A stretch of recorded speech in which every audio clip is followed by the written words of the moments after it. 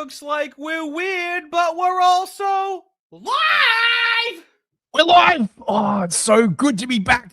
Welcome, gentle listeners. Oh, mate, Ardy, I've been having a great last couple of days. Yeah, I'm busy fortifying my house. Strengthening my anus in anticipation of the Giga famine. Right, like, look, as you know, right. The British, the Eurocucks generally are just incredibly superior to you filthy Americans, right? Yeah. So superior, in fact, right? That we don't need coal-fired power plants, right? We don't need fucking oil refineries. We don't need what are you, any soy? of that stuff. We don't even need firearms, right? Because we're so safe, right? That's why we look and better than us. Oh, it's so much better, right? Like, just, mate, like, I mean you're not as great as a South African, okay? But you're still better than the United States. I'll put it to you that way. Mate, look, we can only aspire to be as good as the South Africans, obviously, right? I mean, think of the diversity, right? But we are getting there. And I am looking forward to being able to welcome all of my diverse neighbors once the food starts running out. Oh, it's gonna be glorious, right? We're all gonna sit around and hold hands and sing Kumbaya. I believe are you guys also an experiment? I know the United States is an experiment, but are you guys also considered an experiment or no? Actually, no. Well, we've been an experiment for centuries, mate. Right? Where except it's not really an experiment. It's only an experiment if you don't know what the outcome is going to be, right? And unlike great way to run a country, right? Right. Unlike you filthy Americans, right? We Brits, we know what the outcome is going to be, right? A kinder, gentler, more diverse world, right? Where we sit around in a circle with our diverse neighbors. Now, look, we might not speak the same language. What is your social credit score at? It's just going to be pretty high at this point. Look, we might not speak the same language, right? Sure. But I mean, right. You speak English, I speak American. A stabbing is the same in all languages. Right? Ah, yes. Okay, right? Like, you just, look, you can show somebody a knife, right? And when that knife makes contact with your soft belly, everyone understands that. It just, there are some beautiful things that just transcend language, a little bit of the old in out with a weepy young Dvochka, and, and those things that we need to focus on. And so I'm just so glad that Trump is going to war with Iran, and they closed off the Straits of Hormuz, and we always wanted to do that. Oh, he has always wanted to do that, right? He's a man. He's a man of conviction, right? I mean, and also Trump, he's fired as we're going to hear from Coleman Hughes.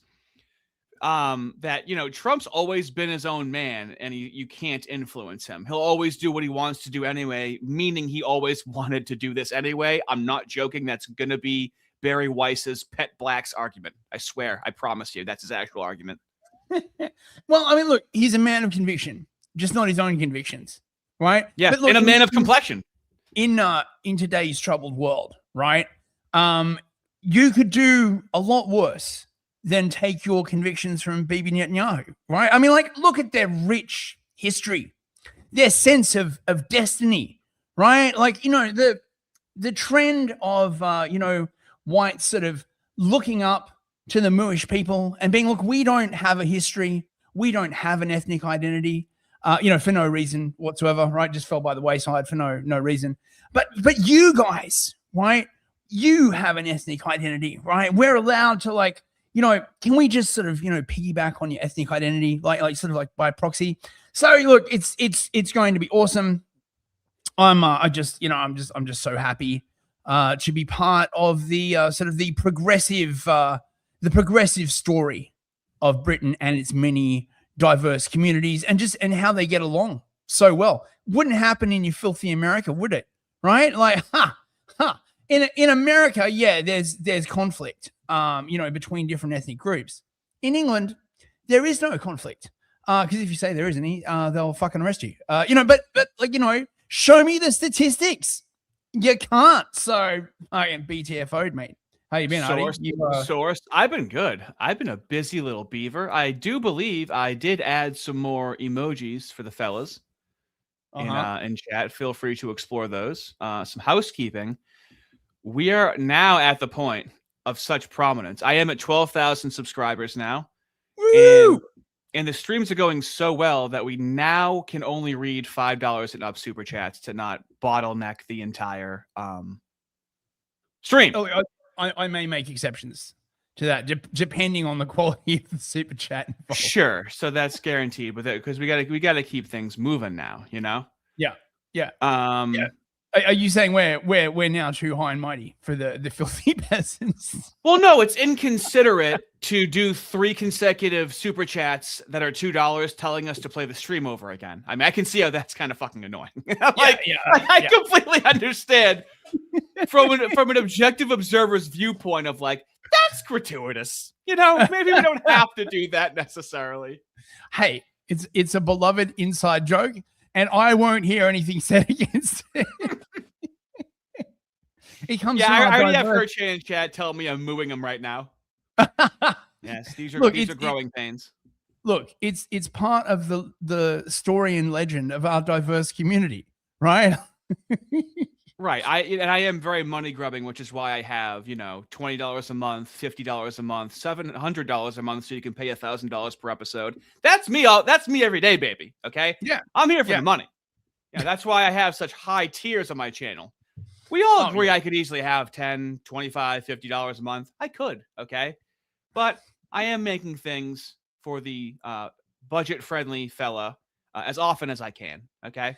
What you really need, Ardy, is like a gold diamond grill tier. You know, there's people in the black community that like to put that gold on their teeth. Those people with the diamonds. It's a great culture. It's the best culture.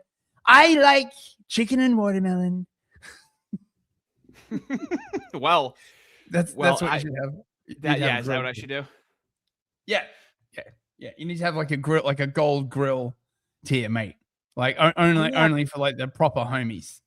I know, but I can't decide when I want to stream. I don't want to be the kind of person that's streaming every day and it's contrived and they're saying they're going to stream and they don't stream. And they, kiss a picture of a beloved idol on stream. I don't want to do anything like that. Okay.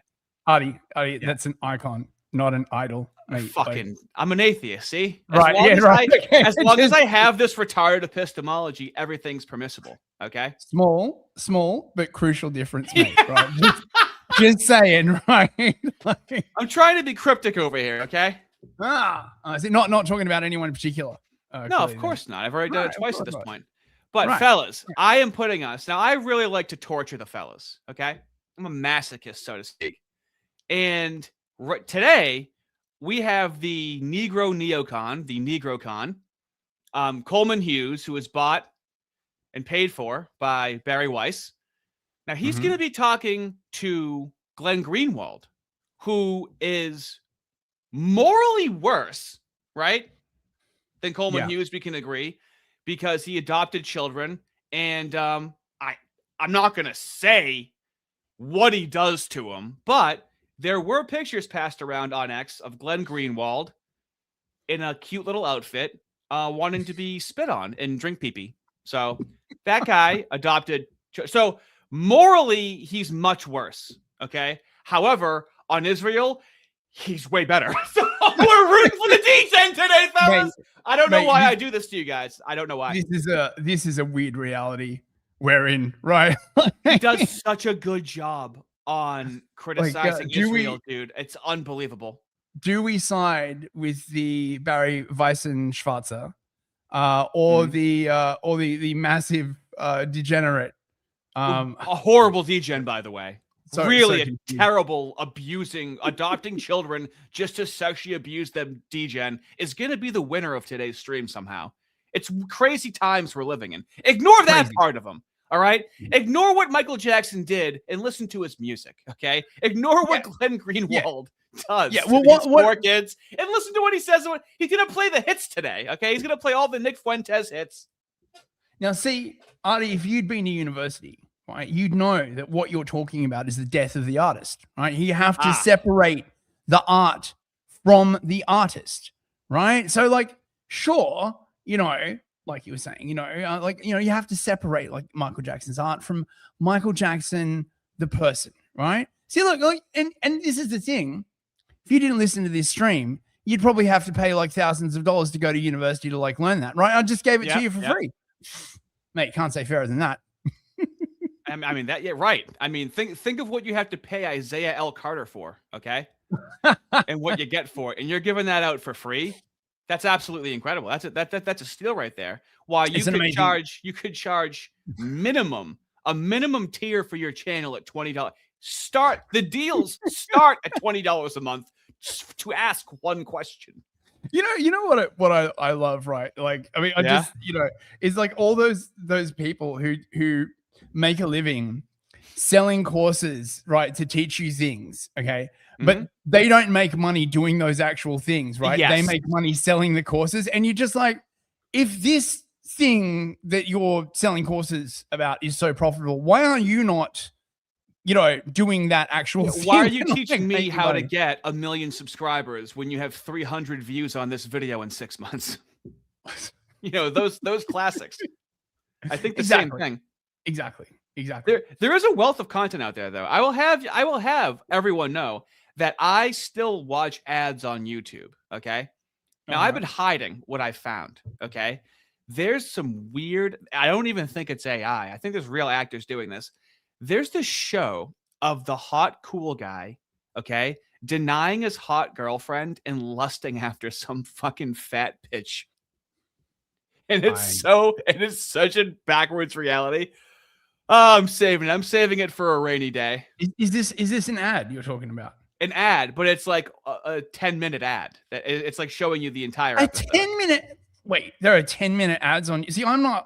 Dude, there's a whole podcast that's an hour-and-a-half podcast that was now the new content you're listening to if you don't skip the ad. Oh, it's aggressive. I feel a bit ill just hearing that. There's some gems out there though. Oh my god. So do we have some slot to start the fellas off with? I believe you did mention there would be slop in the opening. Yep. Well, yes. Well, now this is important. Now, the boomers, okay, they're catching on. They're starting to realize that the conditions are terrible. The material conditions, so to speak, are terrible. Okay. Their children, this guy's got a 20-year-old son. And he's like, he's starting to make some sense, and I can't really tell him he's wrong about Israel and about these moves. So he's going to be talking to Parker over here. Of course, Parker, friend of Dean Withers, that, isn't he that like fetus that they put into like a cybernetic body, and like he's got the emotional support vape? That's the guy, right? That's Dean Withers, right? The one that's balding. Yeah. Balding at 20 that he doesn't want anyone to know about. That's Dean Withers. This is full head of hair. Parker, whatever his last name is. Of course, he has been embarrassed by Andrew Wilson several times, but that lore is not required for this. But the noticing will continue. Okay. So I struggle with this because, I do support Trump, and then my son, on the other hand, he's about 20 years old, and he is totally anti-Israel because he thinks that Israel it owns the United States. What do you think about that? Well, I think that we get ourselves involved with Israel's wars too much. We're literally in war with Iran right now because of Israel. But do you think Israel owns the whole world pretty much? Well, I don't think now that boomer is a moron. He phrased this in the worst way possible. He already phrased it how they're going to respond to it and go, well, they don't run everything, so that means we can't. That means we have to ignore it now. No, but his mind is opening. Okay. Obviously, the answer is no. They don't run everying. Okay, but it's good that he's there. Mate, this is disturbing. If it's leaking into the boomers, right? Like, they need to cauterize the Zoomers, right? They need to cut the Zoomers off from the rest of the population, right? Like a disease. The noticing is spreading. Look, I know. I watched Mr. Greenblatt from the ADL describe it in these terms, right? Like a virus, coronavirus. Yes, Nosferatu himself. Yes, that's right, exactly. Israel States, owns you the know. whole world. I do think that Israel has disproportionate control over our politics, and that's a bad thing. But I don't. Now the seemingly moderate progressive Democrats have to admit that Israel has a disproportionate amount of power in our politics, but they can't be anti-Semitic. So now the Democrats really have to walk a tightrope, and he has to make that concession. So I really want you to think of this. This is 4chan stuff on the internet 3 years ago. This is not like a public conversation. Okay. I'm just amazed that the moderate position now is yes, they have a disproportionate amount of power. Yep. Like, holy crap, man. Like, Never stuff let it has go. really shifted. Like, dude. Be like a Coleman Hughes's cousin doing dog fights, and you have a death grip on the trainer dog, and just get your teeth around this neck of this narrative and just shake it and never let it go. Get a death grip. Get a death grip on this narrative, because if it goes away, it's gonna be tough to get it back. All right. This is like trying to catch a legendary fish in the ocean right now. Once it goes, it goes. Think that they necessarily control everything. I think that we do, and I think that we were just allowing that because we were propagandized into supporting Israel. But they own all our banks. They own everything. Moron. They're rich, and they're such a small country. So I think that. So I don't think that Israel owns all of the banks. There's no evidence of that. Well, they own most of everything. They're the richest people. I don't think that that's actually true. I think that. And this is funny because this is like listening to like a really dumb Lindsayite say things where they say like the quiet part out loud. He's supposed to like clean up this rhetoric. They don't, it's not everything. Well, they own most of the stuff. Okay, dude, I know it seems like that. Okay, you're supposed to say disproportionately but he's per also, capita. He's also so vague about it. Like, yeah, oh, I don't think that's true. Like, he doesn't sound like convinced. Like, remember like a few years ago, right? They'd be like, no, that's not true, right? Yep. Like, they wouldn't have any stats or anything to like back that up. They'd just be like, that's not true. And now he's like, I don't think that's true. Like, oh man, yeah, they're pretty Holy soft on shit. it now. Look it up. The Rothschilds. Is your kid right wing? I love the idea. Look it up. They fucking own everything. Like, dude, okay, you're 50. You're over 50 years old, sir. Okay, you are boomed out. But that's the thing. Do you see what I'm saying? His kid's 20. I don't mean, he sounds like he might be like in his 50s. He doesn't sound 60s. And I mean, we're starting to mesh into the Gen X section of Boomer, and Gen X is more inquisitive than Boomer. We can all agree on that, right? Yeah. Look, I mean, that's true. I mean, like the Gen X's are fucking like aging out into middle age now. I mean, it's only like the real like hardcore like proper boomers. Like they're all on fucking like ventilators now at this point, right? They're like literally like, thank you, Jesus. Gotcha support Israel. Yeah, I mean, I'm sorry, but they are. You know what? They're like the moos that time can do a holly to. They need to go. They're unreasonable. They're not down to have a conversation, and they just insist on oppressing the up-and-coming generation, okay? Father Time is doing one of the biggest hollies ever known to man to a populace that couldn't deserve it more. There, I said it. The Holly of Time. It sounds like a fantasy novel or something. Oh, God. Well, no, he was, I brought him up to. Is he left wing? I was always a Democrat my whole life until I was like I voted for Obama the first time. And then I changed because I just seen the world in a different way. I seen politics in a different way. But he was a little bit right. Like he watches a little bit too much stuff, I think. And so who's that one kid? He's all over social media now. He watches him, and I'm trying to think of his name. Dean Withers? Ugh. No, he actually went to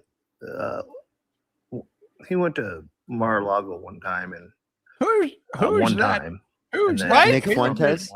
Yeah. Oh yeah. Oh, so he watches Nick. So yeah, he's a great. Like, I understand how we maybe a younger generation may be more quote unquote media trained and more used to like speaking into a microphone. But didn't this guy ever call into a fucking radio show or anything? Has he ever talked to another human being No, before no, about no, one no, of his no, ideas? no. The problem is, right, that he's unsure. Right, he Oh, doesn't good point. have a strong opinion, right? Like he's basically forming his opinion as he talks, right? You see this, some people when they get on microphone, they don't have a strong opinion. I would They're never making it do up. that. I always know exactly what I'm going to say. No, but I'm you media get, trained. No, but you get people who basically sort of vague post as they talk, and they don't. Very like, good way so, of putting it. Yeah, he's probably, this is probably like therapy to him, right? Like, who's he gonna talk to, right? I mean, what if he talks to his neighbor Bob, right? And Bob calls him an antiseptite, and then like, fucking Thanksgiving's gonna be like tough, Very true. Yeah, so he's right wing. Yeah, that explains. So he's just anti-Semitic. Yeah, but Did you hear? Yeah, but that's new. So he's anti-Semitic. Yeah, but that's new. Fellas, can we say so? You have to appreciate what you have while you have it, and then once you understand what you have, to carry it forward. That's incredible. Yeah, but you're a little fag. Shut up. Anyway. You don't. No. You don't say yeah, but to an accusation like that, right? You shut the fuck up. Maybe not in 2025, right? But this is the whole 4 months later, okay? You shut the fuck up, right? You don't. There's no yeah, but like, oh, mate, look, before we look, there is now. If this guy's not careful, right? He's going to start thinking of his son as a human being, despite the fact that he's right wing and obviously like an antiseptite. And this is a terrible development, right? Everybody knows, right, that like when it comes, particularly to America, right, the boomers, you have the Jays, then you have your family, right? Like, oh, I can't believe I'm hearing this. Yeah, it's Matzah's hierarchy of needs. Yeah. Your kid's just an anti-Semite, so that's why. But everything on social media is anti-Semitic. Now look at that. Even his dumb, almost formed brain goes, yeah, but that doesn't mean anything. Everything's anti. Like, he already has a counter for it.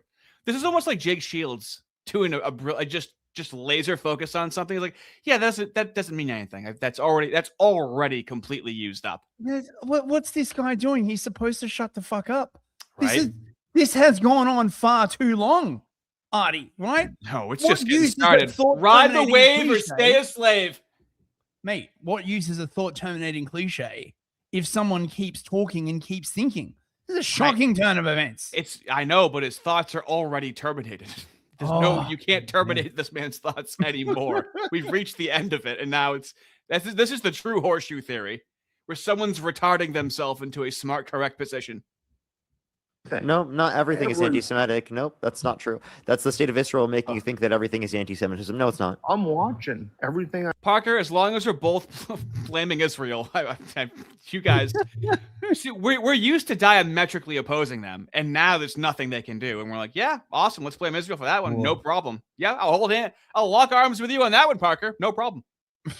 I click on that. Are you anti-Semitic? No, I am not. Are you on the internet? But I'm starting to wonder if Israel owns the world. Then why do you support Trump? Because Israel clearly is getting everything they want with Trump in office. This is what a father of a Groiper begins to sound like. Okay, mate, you can radicalized by his own son. You can hear the cognitive dissonance like clanging away inside his skull. Woof, mate. No, I kind of believe that he is, ran and he's being told what to do he's being told what to do. Okay. Yeah, so, I think I don't think a president really has a hand in it. I think that people are telling them what to do. I believe that kind of now. Or Netanyahu has something to do with it. And just like that, the revolution is starting, okay? Mm-hmm. The revolution looks different. Mate, you know what that guy needs, right? What? He needs some Xanax. Wow, what an alley-oop that was, Fist. Oh wow, nice. So this is made by Jim Bob. Give him a follow. He's a creator we both really like. Check this out. Yeah. I think they're gonna have to start slipping this shit into the water supply, quite frankly, dudes. Tired of all the noticing? Is fatigue ruining your life? That awkward tension at Thanksgiving? The sudden urge to blame everything on them? What if there was a way to be totally free of naming them? Well, say hello to Xionex, the once daily pill that cures anti-Semitism in as little as 1 dose. With Xionex, you'll get a whole list of life-changing advantages, including renewed love for bagels without guilt, the ability to enjoy a Woody Allen movie again, unquestioned support for Israel's wars, and the sudden beautiful realization that your neighbor's menorah is actually pretty cool. How does it work? Xionex has a patented active ingredient called Semitrol. Yes, they own the patent. Semitrol targets the part of the brain that's responsible for pattern recognition. Here's the bonus. Around 33% of Xionex users report a decreased pattern recognition in other people groups as well. Xionex has been tested to be safe and effective with over 6 million double-blind controlled experiments. Side effects may include spontaneous klezmer dancing in public, an uncontrollable urge to correct your uncle on Facebook at 3 a.m., sudden urges to enter a bank, developing an irrational fear of conspiracy theories, and an ethereal sense of supreme piety. Ask your doctor if Xionex is right for you. Because life's too short to hate people, even for good reasons. Even for good reasons. Oh my God. May cause Unbelievable. circumcision, lack of noticing, and buttery kippa. Ask your doctor if Xionex is right for you. I do have a buttery kippa emoji for the fellas now. In chat. Oh, nice. Really? Oh, good stuff. Let's do some soupies. I'll start you off with this boy right Soupies. here. Woo! Yeah, we have. Hagnar the Viking for $20. Can you start over? My Mossad contact just sent in $7,000 for me to view this. Oh, mate, that's, You think you're being funny. What if I told you that Coleman Hughes, the NegroCon, is going to praise Mossad in my segment about that debate? What if I told you he's going to talk about how important and trustworthy Mossad is? Would you believe me? Would you think? No. And Fist is watching it all brand new. He hasn't seen any of it. Oh, this is gonna be fun. I'm gonna torture you. Waffle. Oh my God! There he is. There he is. And Look ladies at and you go. gentlemen, just like that, we have Chad of the Chat. And now the Chad does what the Chad wants, and no one is stopping him because Chad does what Chad wants. Oh, mate. Oh, it's Waffle. Right? I mean, he can't be stopped. Right? Wait, like the way he menacingly donates those memberships, mate. Right? Like, he's got that weird gleam in his eye, and he just doesn't ask for consent. Right? He just memberships all over the channel. Oh my God. No ladies, just gentlemen who have just joined. If you want to see the thrilling 3-part saga of the Isaiah L. Carter Chronicles, okay? Now, the most recent stream, when you see a big fat black guy's face, now there's 2 previous ones that are members only. You're going to want to go to the members only video, members only live streams.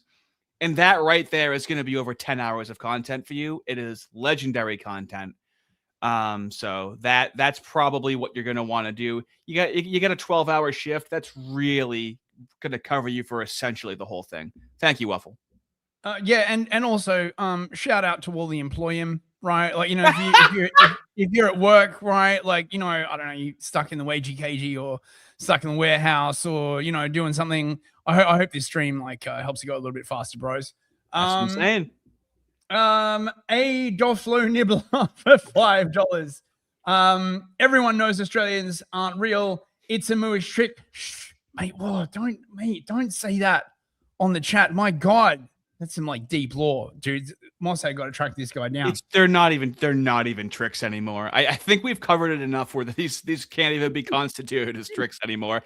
Remember when you were you're as a kid, there would be a TV special called Magic's Secrets Revealed, and they would show you how magic tricks are done. I think we've done that for the Moose for a solid 4 months now, and a lot of the disappearing elephant smoke and mirrors act. Wait. Really Are Are you saying they did an episode where they showed you that Australians aren't real?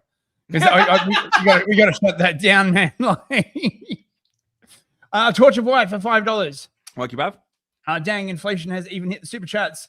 Can you back up and reread this so I can get my money's worth? Of course, mate. King Spectre for $5. Spoons are like leafs, a supremely cucked people who shouldn't be in charge of themselves for their own good. Who are the spoons? Who are the spoons? I don't know. I think they might rape babies. I'm not 100% sure on that. I would need clarification on that. Okay. I don't know. That's weird. Whoa!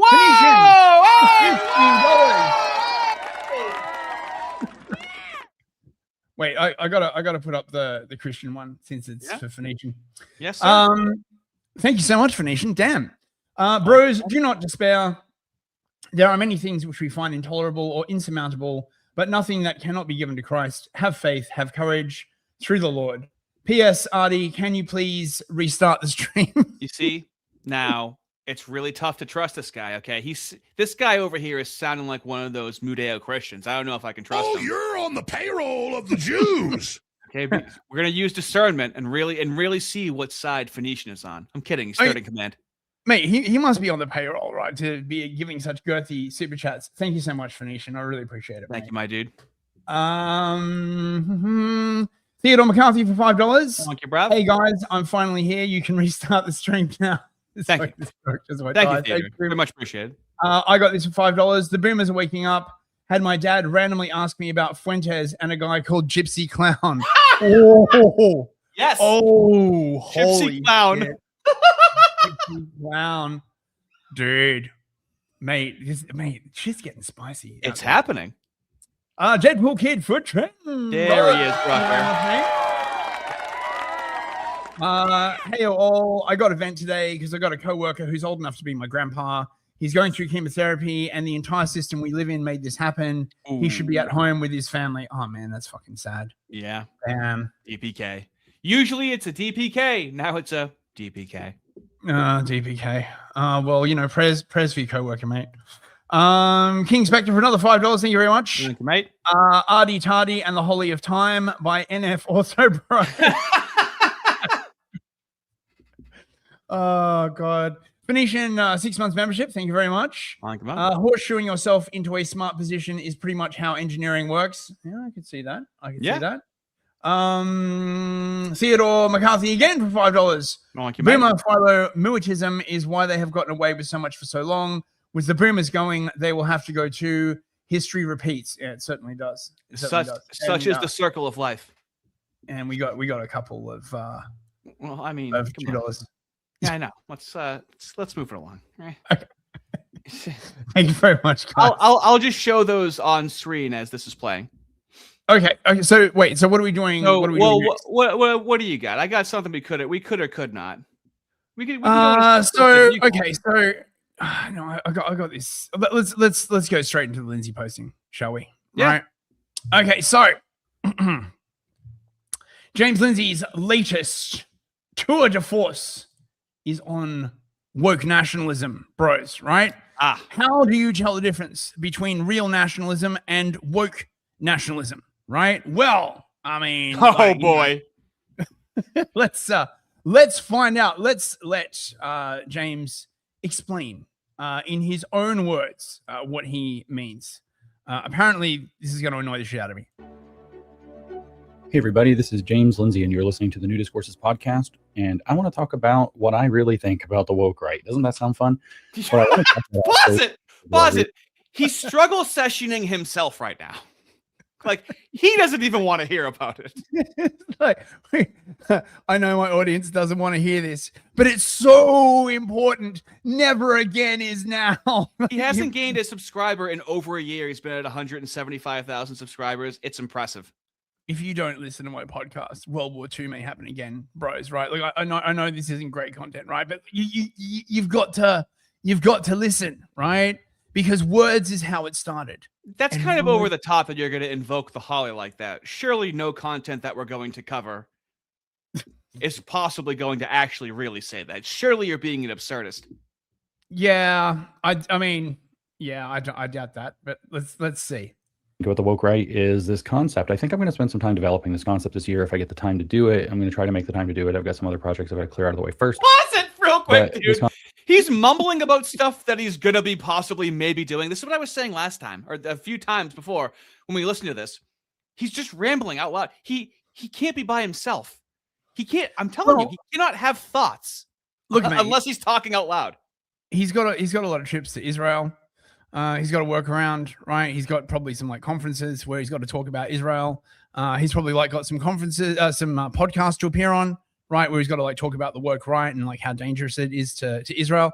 He's got a very, very full calendar, you know, right? He's been making this content for like 7 years now. I understand in the beginning you're kind of mumbling, rambling about thoughts that you have for what you may or may not do. Still doesn't have any of this figured out after 7 years. It's incredible. You know, that's a really good point. You would think after all of this time, right, like his sort of vocal ability would have improved, but if anything, it's declined. Like, yeah, how does that happen? Because he's not allowed to use an entire portion of his brain. He's not allowed to. It's like a dog shock collar. Oh my God.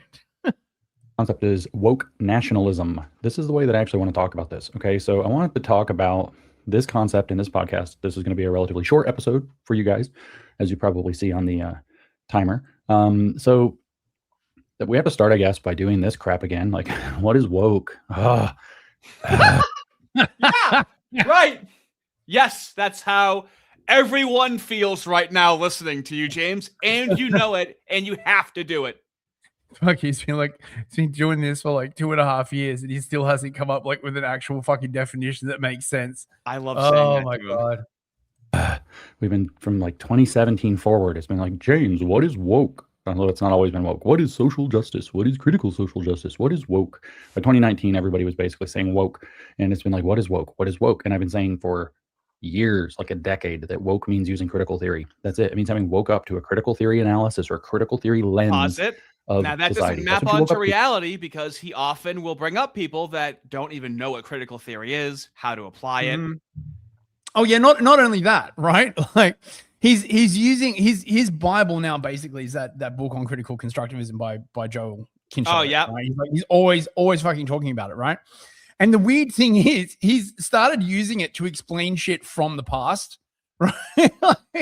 You know, like, and the reason why this doesn't map on to the right wing is that the right wing do not believe that reality is socially constructed. Correct. Quite the opposite, right? They're not postmodernists. Christians, by definition, are not postmodernists, right? They don't believe that God was like constructed by society and that like truth is entirely dependent on the observer. And this is, of course, like why this mapping like just fails completely. It works for the left because the left are like that, but he doesn't understand the right wing at all. As an atheist, I'm now understanding the importance of believing in God and in Jesus Christ, because we see what the human brain does to fill that void, right? They start they really go off the rails. Oh my God. I don't know why you'd say that, man. By the way, completely apropos of nothing, do you still have a penis? Have you thought of maybe getting rid of it, right? Like, you know, for atheism. Well, you know? Who are the original, like, oppressor versus oppressed people for the past 2,000 years? Like, so listen to what he says and let me know if it applies to the chosen people. Listen, Ardy, I think you should really consider getting your penis removed. Okay, it's like a circumcision, but it's just like extreme circumcision. It makes you like an even better goyim, right? You just take it off completely. Show your dedication. Have you ever seen the genital surgeries for trans people? Oh my God, yes. Me too. I've seen far too much on 4chan. Me too. I'll never forget. It's awful. And every time I was debating with a person on the left, I'm like, hey, you want to watch this right now? They're like, no, absolutely not. You, what the hell? I'm not watching that happen to those freaks. there's a system of power and it's somehow holding people like you down. I would say it's oppressing people like you, but that's sort of the left framing. The more general framing that goes beyond just the left is that it's alienating people like you from what you deserve in society. It is a theory of alienation, or it is a program of alienation, actually. Are the Moos not alienated historically in every country they've ever gone to? Yeah, well, I mean, this is the point, right? Like, you know, the whole idea that he's getting at here is that, you know, all claims of being oppressed, except for the Moose, of course, right? I just, you know, they're just different with them, right? You know, it's no, you know, there's no one except them can ever really lay a claim to having. They're more equal, oppressed.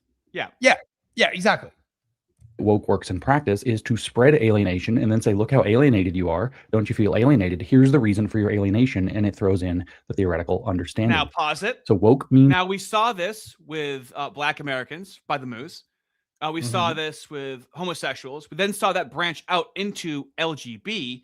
And then we saw with the addition of the T, then it really kicked into overdrive with the Q in like 2014, 2015. And the importance of the Q is now you can just identify as non-binary, and now you can be a part of that oppressed, marginalized group, no matter how normal you actually are. That was like the tipping point where a lot of people started to push back. They realized it was illegitimate. The thing is, though, right? He's not even using the fucking term correctly, right? The Marxist definition of alienation, right, is when a man is removed from the results of his labor, right? This was Marx's original criticism of industrial capitalism, right? That, you know, a factory worker would never see or be able to participate in the outcome of, like, you know, the product that he was making. That's what alienation was, right? It was the removal of a man from the output of his labor. This has nothing to fucking do with like this shit at all, right? Like the right have a completely different complaint. I mean, I don't know. Do the right even talk about labor? No, they don't. Right? They don't. And they don't talk about fucking like alienation, either, right? They just talk about, right, like having a legal system that discriminates against them, which I guess is woke, right? Because no matter how marginalized the right wing is, they never refer to themselves as marginalized, no matter how true it is. Know, right? It's actually impressive. Yeah. Using critical theory. That's all it means. It means having awoken to a critical consciousness, which is the critical theory or Western Marxism update of class consciousness, which we saw kind of bloom into feminist consciousness, critical race. But it's not a fucking class consciousness, you massive boofty, right? A class in the Marxist definition is an economic construct. That's why you have the working class and the upper class, right? There's no ethnic component under Marxism to class. Like what? Like, well, that's why he's saying. But that's why he's saying Western Marxism, where it got all westernized and gay. He's talking about gay race communism. Right. That's why he's saying, yeah, it's updated. Gays are an economic class now. Oh, fuck. Well, no, his position would be that it was replaced with identity instead of capitalism, and that's why we have like. Why do you think non-binary is technically an anti-capitalist identity? There's no capitalist non-binary people. So that would be James Lindsay's argument is where it pivoted probably in the 60s with the right, but then that's not a class, right? Like, I mean, I guess in a math sense, right? It is. Well, that's the only way he can interpret, you know, right? Reality. Like, in maths, like a class is like a certain group of numbers, like defined by like a, you know, a certain parameter or something. Fucking whatever. Consciousness, queer consciousness, all these different consciousnesses. You wake up to a new consciousness of how the world works. This is all given very explicitly, whether we look at Paulo Freire, writing in the 1960s and 1970s and 1980s, whether we look at his acolytes going down the track, especially like Joe Kinchelow, who actually outlined something called a critical. Joe Kinchelow called it. Well, yeah, but like, and he says that this guy said this. Okay, so what if he said that? This is why I hate people that read, okay? It's because of people like James Lindsay. Where they read something that somebody wrote down, and they go, this guy said it. So what? Dude, it's not just you. Remember when he was debating fucking Brett Weinstein, right? Yeah, how can I forget? And Brett was like, "Can you give me a concise definition of this thing?" Right? And James Without was like, "Oh, well, pivoting you've to got to some read." long 3 Yeah, you've paragraph got- phrase. James said, "You've got to read like Joe Kinchelo," and Brett was like, "I'm not fucking reading that." Like, fucking, right? Explain it to me, right? Like, oh, fucking. Well, yeah, so he posted that clip as him owning Brett Weinstein, just so you know. James Lindsay posted that as a dunk because Brett Weinstein was like, bro, I like lived this. I went to Evergreen. And he goes, oh, and then James goes, oh, your lived experience, and tried to make him seem like, Oh, I mean, I love how he accuses everybody else of being a postmodernist, right? yeah. But his implicit, even explicit view is that there are no fundamental truths, right? All of these things are just like truth claims from Factors. different perspectives. They're variables that you just plug in to an equation. Yeah. So there's no investigation as to like whether this group of people is actually being like unfairly targeted or anything like that. Oh no. That's just your perspective, bro. You know, fuck. Constructivist epistemology or critical constructivism, which I explain is the ideology of woke. It weaves in the idealist constructivist view that we create the world in our minds, that the world is therefore a matter of perception, and the critical theory part comes from the perception being downstream from the way power influences our lives. In particular, who has the power? How does that power work on people like me? And what is the nature of my relationship to power and the people who have it? And that's the... In other words, literally first year of any poli-sci. Oh, no. Oh, What? no. He's awoken the Kraken once again. Oh, just fucking like what is he saying here, right? That power doesn't exist, that there is no such thing as power. In which case, why the fuck do we have elections? Right? Like, why do we even have a government? Like, is he trying to argue that there is literally no such thing as power, and thus anyone the who Lindsayites attempts think to- there is no responsible way to wield power. That is what they genuinely believe. They're Oh, anti-powerists. except for him, obviously, right? I'm sure. We're never going to agree on this. We're always going to be eternally. He doesn't want power. He could have power if he desired it, but I don't think he wants power. I think he's power phobic. Oh, gay. Yeah. critical theory analysis. There is a them out there. They have power. They Pause construct it. not just... Why is he allowed to say there's a them out there? Because well, I mean, even if he's saying that facetiously, with the woke right, he calls them all the time, and he can't say who they are. But when we say them, when Nick Fuentes says them, he says Barry Weiss, Larry Ellison. He says all the names immediately after he says them. So it's just so funny to me. System as it operates, like economically, but the total system, the totalizing system in which we understand and approach reality. So in other words, they control the perception. So the Marxists would think that's the capitalists control perception, so that people believe that they live in a capitalist universe, and you're supposed to get a good job and make money and participate in the capitalist economy and think that you're doing a good thing and to raise your kids to do that. The critical race theorists will think it's a white supremacist system that's been erected by white people who wish to retain their own power. It's 2026, all right? And he's playing Walk This Way, all right? He's playing Love in an Elevator right now. Yeah. Okay? He's playing the classics from 2018. White supremacy. Like, bro, we get it. Like, you're exhausted. We're exhausted from hearing it. You're exhausted from saying it. Fucking kid. He's like Jerry Seinfeld right now. He refuses to come up with a new routine. Bro, power doesn't really exist, bro. Right? But like, this is for nobody. Nobody wants this, and he doesn't want to say it. It's incredible. Minorities, especially black people. They call it systemic racism, or actually systemic racism is the enforcer of white supremacy, which is the guarantor of whiteness. Whiteness is the form of private property that white people gave themselves, blah, blah, blah, the whole thing, right? So this is what you wake up to, this critical understanding of race, gives you critical race theory. Queer theorists understand that there are these people out there, them, and they have the power to define what normal is and exclude the abnormal or the degenerate or the perverse or the queer.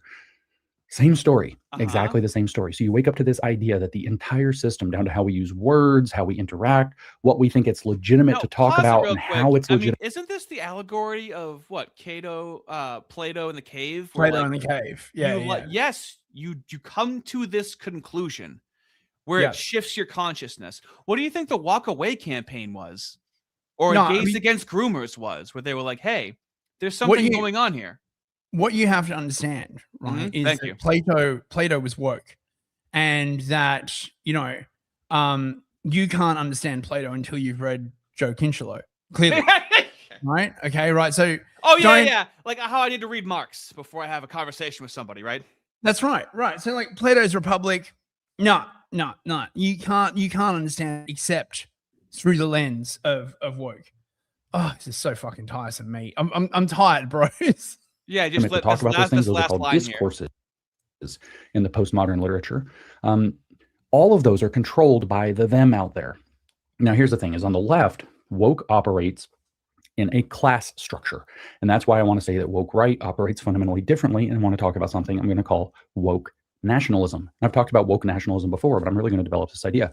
So the class structure on the left, I want you to, if you have the time to do this, go get 2 sheets of paper and a pen. Stop. You can get a pencil now stop instead it. if you want. Now stop playing it. And then there's another 45 minutes of that. And he's telling people to go get sheets of paper and a pen. James, you are supposed to be a communicator. Right?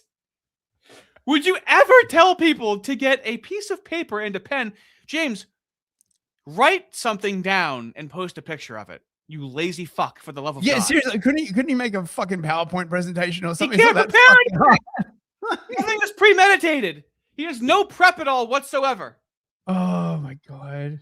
Let's just turn on a microphone and just like blah. All right. Okay. Right. Is that all of this we're like watching? Yeah. Like, I mean, you get it. I love how in the beginning too is like, now this is going to be a shorter one, as you can tell by the time. It's fucking 50 minutes, James. What the hell are you talking about? Well, look. James is right to be concerned. Sure. Here's Alan Dershowitz sounding the alarm, bros, of the takeover of the Republican Party by Nick Fuentes. Ooh. We're seeing an attempted coup within the Republican Party by neo-Nazi fascists led by Kemp, who is... I'm sorry, pause it. You cannot take anyone seriously when they say neo-Nazi fascists. I mean, you're really being heavy-handed at that point, okay? They just string words together, basically. It's like saying pedophile rapist. It's like, you could have stopped the pedophile. Yeah, that's the implication. We're really being redundant at this point, and I don't know why. Because what used to work is you just string as many of the bad words together in a sentence, right? And they you homophobic, transphobic, racist, xenophobic. Yep. It's not working anymore. Nope. And then also by Tucker Carlson, by Fuentes, by Owens, we're seeing an attempt by these neo-Nazis to take over the Republican Party. Fortunately, good Republicans headed by President Trump are stopping it. And President Trump said, these people are not MAGA. These people are not my people. But they're trying to take over the Republican Party. And Kent blames Jews for everything. He blamed the Jews for the Iraq War. Israel was against the Iraq War. Bullshit. That's that is a fucking lie. Oh my God. Is there a way we can prosecute that? like this is getting out of control. Just lie. You go for it. Just lie. I know, because I spoke to Prime Minister Sharon. He spoke to President Bush and urged him not to go into Iraq. But according to you just got to find anything one that was guy. bad had to be the Jews. This has to end. The Republican Party has to disassociate itself from its fascist neo-Nazi wing, which is growing within the Republican Party, particularly among young people. And it's a real I'm sorry, threat is this guy a leftist? Is this guy a communist? To American Jews, to Israel, and to American values. And no, I mean not really. He doesn't have he sounds like a commie. Like this is how they talk all the time. He only has one political position, mate, which is like what's best for Israel, right? If it's better for Israel to be on the left, he'll be on the left. If it's better for Israel to be on the right, Coleman Hughes is what you're saying. Yeah, basically. Oh, that was a good segue. We going into Coleman Hughes now? Should we do a couple more super chats before we? No. I gotta do the Prager bit. Okay. That one kills me. I also got a Louis Theroux and a woman, a crazy moo woman, that I think people should see. I can hop on that now. So Okay. That seems sociopathic, Louis Theroux. Now, this woman is really saying a lot of the quiet parts out loud. Okay. And now we have the internet, and you just can't stop people from seeing this type of information. This used to be a thing that you would see on back channels, right? Now we got Louis Theroux covering this. I think this is from like 10 months ago. Oh my God, did you see that face? I hope that Holy you push shit. me back, and then this smile. I hope you push me back. Oh We my gonna God. find- I'm going to try to beat this moo moment right now. Fellas, Buttery Kippis in chat, I'm going to try to beat this moo moment. I don't know if I'm going to be able to do it. Wait. Who's the person that's like always clipping like screenshots from our stuff and making them the profile picture? Whoever King that Spectre. is. King Spectre, yep. King Spectre. You That's got a a good new one for him. profile pic, mate. Oh my God. Whoa, Wait, are we dude. ending with your stuff, and you want me to get to my stuff? Yeah, well, I got a clip. Wait, so I got a clip for Prager, but I also got this, right? This is quite funny. We don't have to play all of it, but this is so some of you might be aware of the infamous Oh, this is good, interview, yeah. right? That was like on 4chan, right? It was this guy. Okay, you may have seen this around 4chan. We won't play it because it's all in French. Well, actually, no. I'll read it. Just mute it. Okay. Yeah. Okay. Right. So let's. So he's being asked. Put the volume on low. Just a little bit of volume. Yeah. And so we're talking about the USA. My instinct tells me yes. There are too many clues that there is a Western cabal who controls these medias, want to convince us that there was no fraud. So I'm asking you this question: who controls the media? Well, you know who. No, that's why we ask you. You know who controls the medias in France and in the entire world? Who controls the Washington Post? Who controls the New York Times? Who controls in France BMF TV and all the other news companies that go with it? Yes. Yeah. Who are they? Well, who are these people?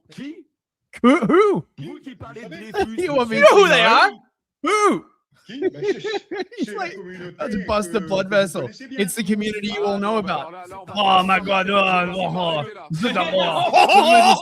now. Now that's incredible. The juxtaposition of that in this next video is unbelievable. Now this guy is like an Iranian academic. He's like basically presenting like the Iranian position on Western media. I told you guys moment, I can't read. Go ahead. right? And just listen to this. Whereas I'm happy to condemn what would be a grotesque miscalculation if the Americans did attack your power plants. You can't even condemn the murder of 1,200 people and the kidnapping of another 250. And that says a lot about you, Professor Morandi. No, actually, I think it says a lot about you because you know better than to say this, but you have to say this. That's how you keep your job. Why? Who do you think I'm answerable to? Oh, well, the resistance. Who? Again, I own my own business. I own my own channel. I'm answerable to nobody. Who am I answerable to? The people who keep your show on air. Who? So, hang on, who? The people who keep your show who on air. Who do you think keeps me on air? Oh, well, you know much better. Well, spit it out. Say, give me a name. Give me a name. The people. The same thing. The people that own the media industry. Who are you talking about? Who do you think puts me on air?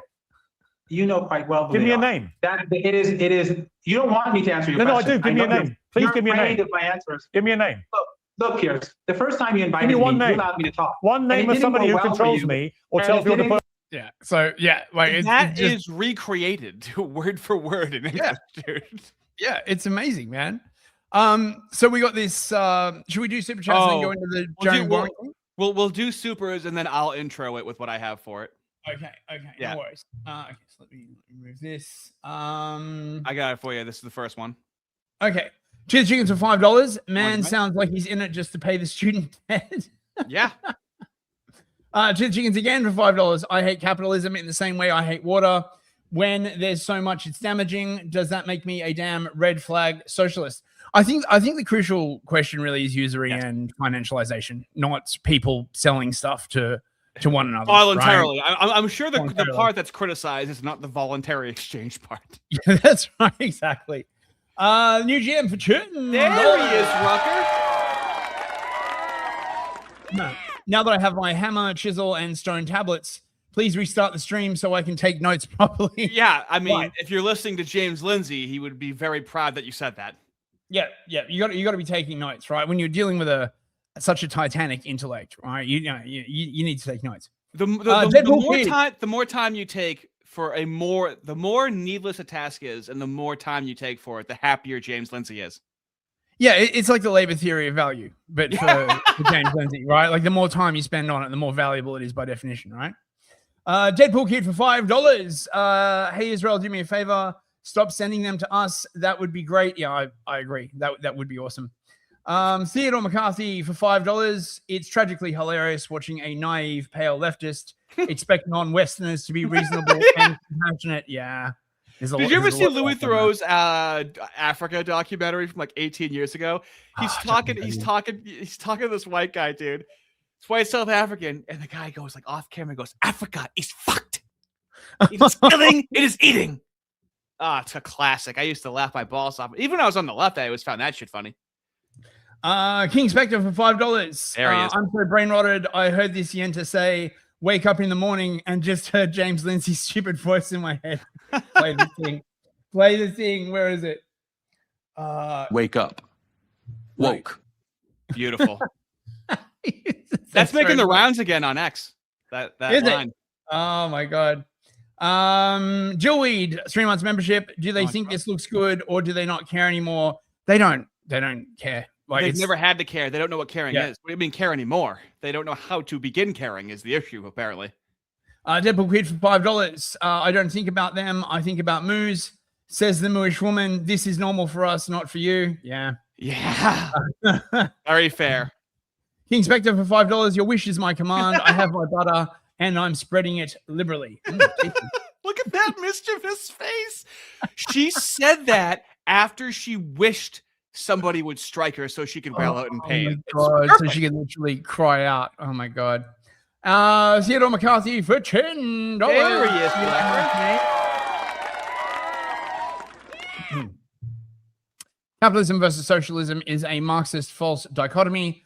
In the Anglo-Saxon world, we have both private property and the commons. Culture makes it work, not ideology. Yeah, that's a very, very good way of looking at it. Yeah, I agree. Well, this is the thing. So it's always a projection where they think capitalism runs society because the communists want to run society. So they always think that one thing runs society instead of it being sectors of society working with each other. See, I think it's because they don't want to mention usury and financialization. Like that's fundamental. Like in Marx, like they just roll usury into quote unquote capitalism, which is also like buying and selling and all this kind of like other stuff, right? And then the free marketeers, again, they don't separate out usury and financialization. So the argument just goes around and around and around because you never take the Christian perspective, which is like, well, hey, why all the usury, but okay, so you doing this part before my chunk? Yes, this is their conversation's tough to get through and you'll see why in just a moment. So Jeremy Boring has a show now. Okay. Now what you should know is when he was on the Daily Wire, he really liked making movies. He really thinks of himself as a director, as an actor. Everything this guy says feels like more fake than a CNN anchor. Like there is not a sincere bone in this guy's body. He is full-throated Mudeo-Christian, okay? So I'm not going to put you through a ton of it, but I'm going to put you through enough of it to give you a taste of it and to see how I very much view Jeremy Boring as a very demonic force. He's very cold. Is this going to like spike my cortisol, bro? Because I'm looks maxing at the moment. I don't want to spike. He's going to use a really, really dubious tactic. In order to poison the well against the woke writers, okay? Over the last 2.5 years, a handful of right-wing podcasters and influencers have built enormous audiences by doing something that until very recently was exclusively the domain of the left. systematically undermining the legitimacy of the American story, rewriting our national history, villainizing our leaders, casting doubt on our role in the world, casting doubt on our allies, our sense of... Which, oddly enough, you're allowed to do across the West, except for the Holly. We're just going to ignore that. You're allowed, it's legal to challenge the narrative of your own country's history. But somehow, for over 600 million people, there's a penalty legally if you challenge the notion of the Holly, which I just find strange. You're allowed to challenge, right? White history. Come on, get it right, man, right? Like, that's fair there's enough. history, right? And then there is revisionism. Okay, you need to know the difference. Anything involving like World War II, right? And like, you know, the supreme place of us being the good guys is to question is revisionism. Okay, I don't want to hear it, mate. morality, and just about everything else that gives us a common culture and glues our society together. Was America the good guy in World War II? Was 9/11 an inside job? Did our own government kill Charlie Kirk? I don't know, man. Is America the good guy right now with Iran? No, and no one is saying that the US government killed Charlie Kirk. Everyone's saying that Mossad killed Charlie Kirk. That is very, very slimy. He can't even straw man correctly. We even have to help him straw man. We have to try to steel man his straw man in order to try to say it's incomprehensible what he's even trying to cry about. Mate, they're just spending all of this effort trying to drag everyone back to phase one. I love it. It's gone. So it's too late. Fist was right again. I might have. Don't make me make an emoji for it, okay? Put another chicken claw in the cauldron. What about the government of Israel? Was the American Revolution a mistake? Is our Constitution itself a heretical document? What these influencers are promulgating. I'm sorry. So can we at least criticize parts no of it? One. It has amendments to it. It's a living, breathing document, Jeremy. Okay. No one is saying that. Well, at least no one I know is saying that the Constitution, as originally constituted, is a heretical document. Yeah, but right? do you really know any post-liberal dissident right-wingers, Fist? Okay, you're really a good authority on that matter. You've only been steeped in it for like the past, I don't know, decade. I mean, yeah, not being an American, of course, right? Like, you know, I wouldn't know anything about, right? Like, you know, the Constitution and like, you know, how it's been amended, like to, oh my fucking God, right? And then there are like the amendments that aren't amendments, like the Civil Rights Act. Like, really, that should be a constitutional amendment, right? Something with that much wide-reaching power, right? That should have been a constitutional amendment. But instead, they just like, you know, well, I guess we'll just have to amend the Constitution without amending the Constitution after all. There's always ways around Constitution. It's the law. Wait a minute. I'm sorry. Is there a group of people that can always find a way around something, even with their own God? Who could possibly be devising this plan to always find a way around something? Oh, I don't know who you're talking about, mate. Oh, free speech is only against the government. Awesome. We'll just have private corporations collude with you to shut down your bank and completely cut your voice off. Yeah. Fucking hell. Whether on purpose or not, is hatred for the country is founded. By weaponizing distrust in the name of just asking questions. They deliberately... They hate the just asking questions. And guess who's just going to be asking questions? Okay. Right, but why don't you have answers to those questions? Right? Like, I'm really curious. Like, surely if these questions were like bad, you'd have ready-made answers, right? Something tells me that you don't have good answers to these questions. You know, just a thought. Right. Now that is a logical conclusion that you're coming to. When they say that you're just asking questions, it's because you're anti-Semitic. That's what they're insinuating when you're saying that. Right. Because then they go, well, why are you asking questions? You know, they try and turn it back on you. This is classic phase one behavior. I love it. Right? Like they're not like no. We're not answering these questions. Like how dare you even ask such a question? What's wrong with you? It's a vile and horrible and antiseptic question. Even ask such a question. Well, what's the answer to the question? How could you even possibly demand or even ask for an answer to that? We're not talking about these questions. Yeah, well, we are talking about them, right? Like it's the discourse has moved on, mate. Like catch up to the rest of us. Well, you know, we'll do after this.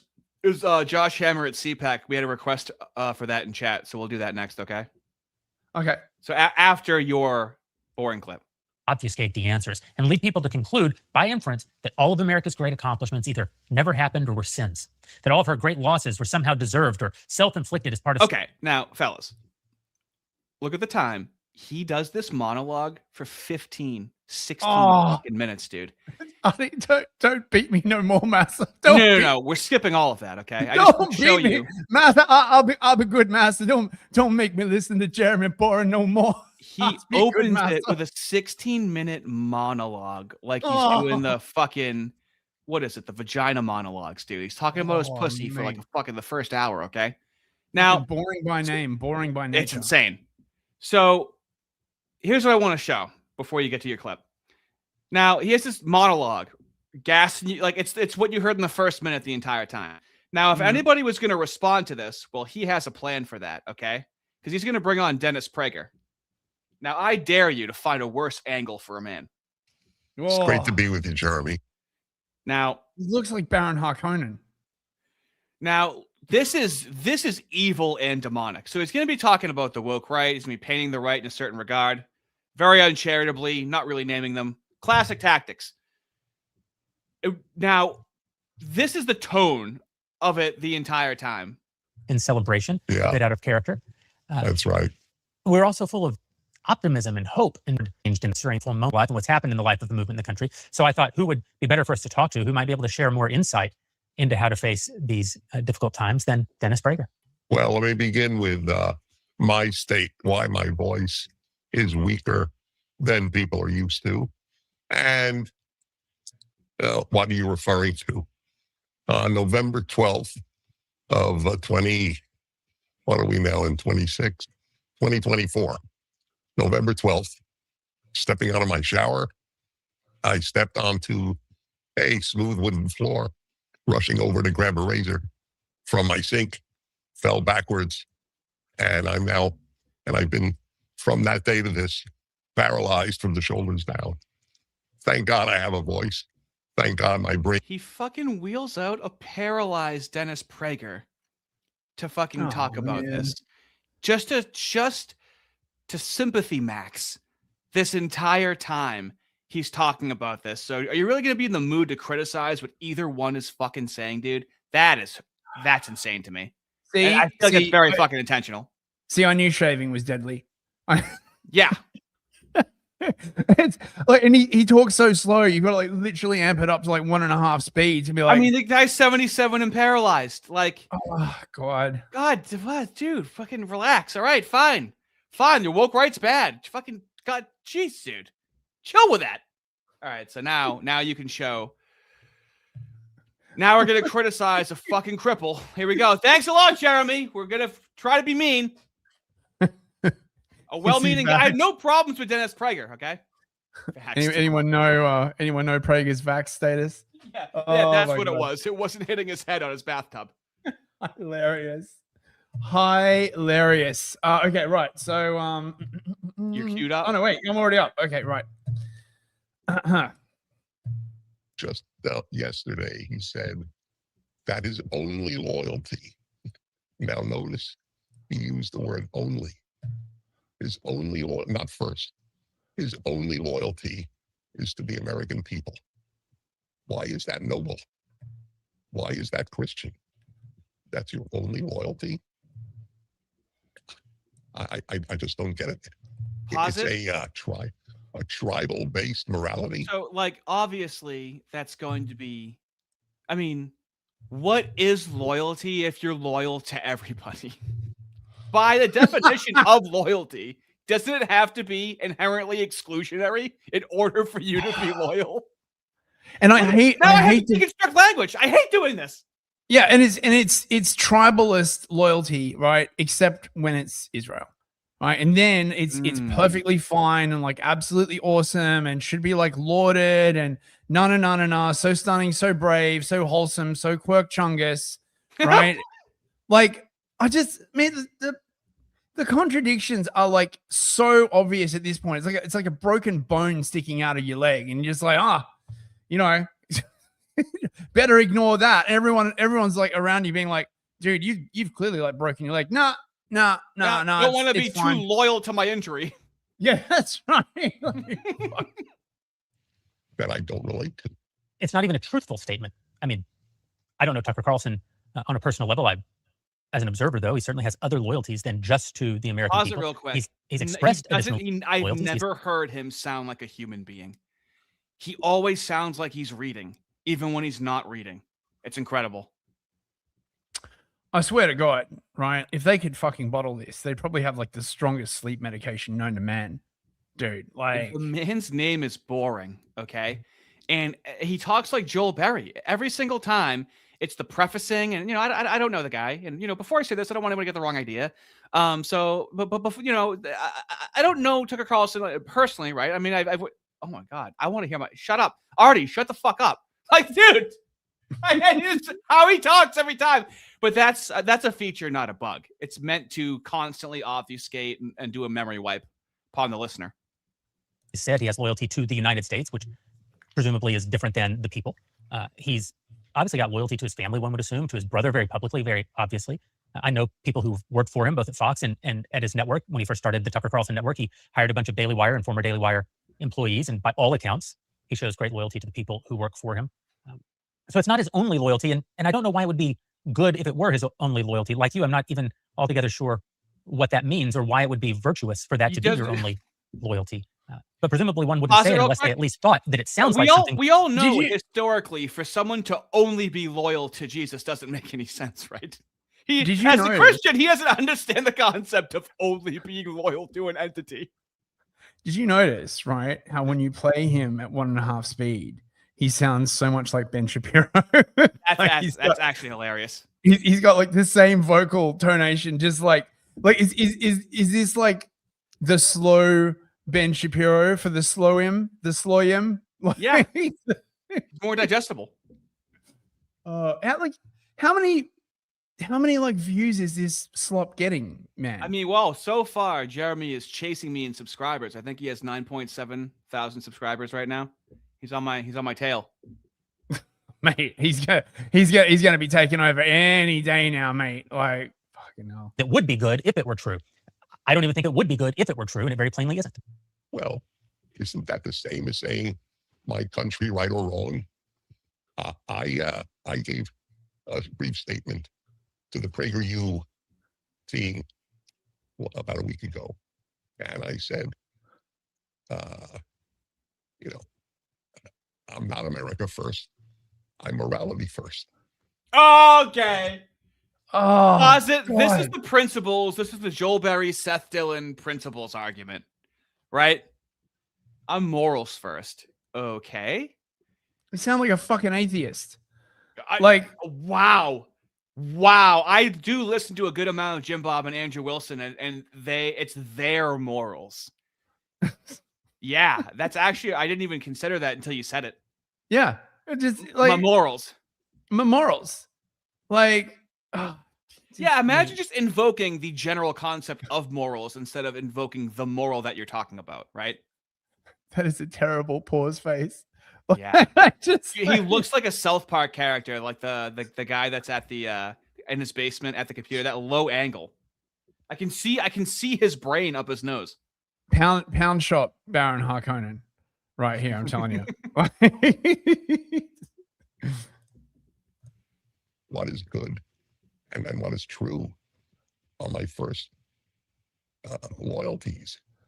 There's a biblical injunction: do not stand by the blood of your neighbor. Does that play a role in Tucker Carlson's moral universe, or is it just American? I wrote a piece a few years ago. What about the Iranians? What about the Moos? Do they stand by the blood of their neighbors? Right. No, but like, I hate the way this is always framed, right? Like these moral tards are always like, right? Like, don't you know? It says like, welcome the stranger. Well, okay, make peace with the Russians. Oh no. Make peace with the Iranians. Oh no, we can't do. So we have to accept infinity Bamalians, right? Because they're our neighbors. But you can't make peace with the Iranians or the Russians because somehow like they're not. Like what? Well, then they wonder why people are becoming illiberal, because it's like, well, you're punishing us. Only we have to be liberal, and none of our enemies have to be liberal. Only we have to be universalists, and none of our enemies have to be universalists. You wonder why, James. Is it America first, or is it America only? And he used the word only. And so this is that's a very very distressing thing. Yeah, like what? Jesus Christ only. Would that also offend you? But this is the thing, right? What does any of this mean? I'll tell you what it fucking means. It means we've got to fucking go to war with Iran and send in fucking ground troops. That's what it fucking means, Good right? idea. Like they're just dancing around like, we can't have America first because like we have to think of the wider world. Okay, then make peace. Make peace with the Russians, make peace with the fucking Iranians. No, we can't do that. We have to send in ground troops. Fucking what the fuck? Well, no, but like, I mean, this is like the Black Lives Matter argument right now, where if your house is on fire, you're like, well, right now it's this house only, right? And in the UK and in the United States, things are so dire that you have a large and growing population that goes, I only care about my country right now because of how bad it is. Like it's going to be bad for generations unless you stop what's going on now. So maybe it's the state that these countries are in across the West, why people they can't imagine why he could possibly say that. Actually, Ardy, don't you know that verse in Ephesians that says like you have to welcome infinity Bamalians into your like home? Like, oh my god, oh my god! All right, you're like, You got Josh Hammer? I do have a Josh as Hammer. requested by the chat that we have queued up. Where is it? You got it, but you got it, baby. I believe in you. I've got it here somewhere. Hang on, where the frick is it? Yeah, wait, hang on. It's in my APAC stack. Right, A stack. Look, this is so bad, right? This guy should never be allowed anywhere near a stage, in my opinion. He makes me very anti-Semitic just listening to him. Seriously, and a lot of people I assume share that. Look at that face. Pat, I hope you're all having a great time. It's great to be back here. You probably noticed that things feel a bit off in the conservative movement at this time. I'm not talking about the White House, of course. President Trump continues to lead with conviction, vision, and purpose. He's reduced illegal border crossings to near zero. He's crushed the woke madrasas of the Ivy League. And now he is reshaping the geopolitical map by ending the Islamic Republic of Iran's. Yeah, man. Remember like Trump's like promises when he got elected for his second term? Right? He was going to crush anti-Semitism in the universities, and he was going to like invade Iran, right? Like those I distinctly remember. Wait, what was the other one? He had some other right. You know, that's the new promise now. I guess. Well, I know, but this time, how is this not like communism where they're going to do it? They're going to do it right this time. We're going to reshape the political landscape in the Middle East correctly this time. Okay. Oh yeah. Because that's worked so fucking well every single other fucking time they've tried it.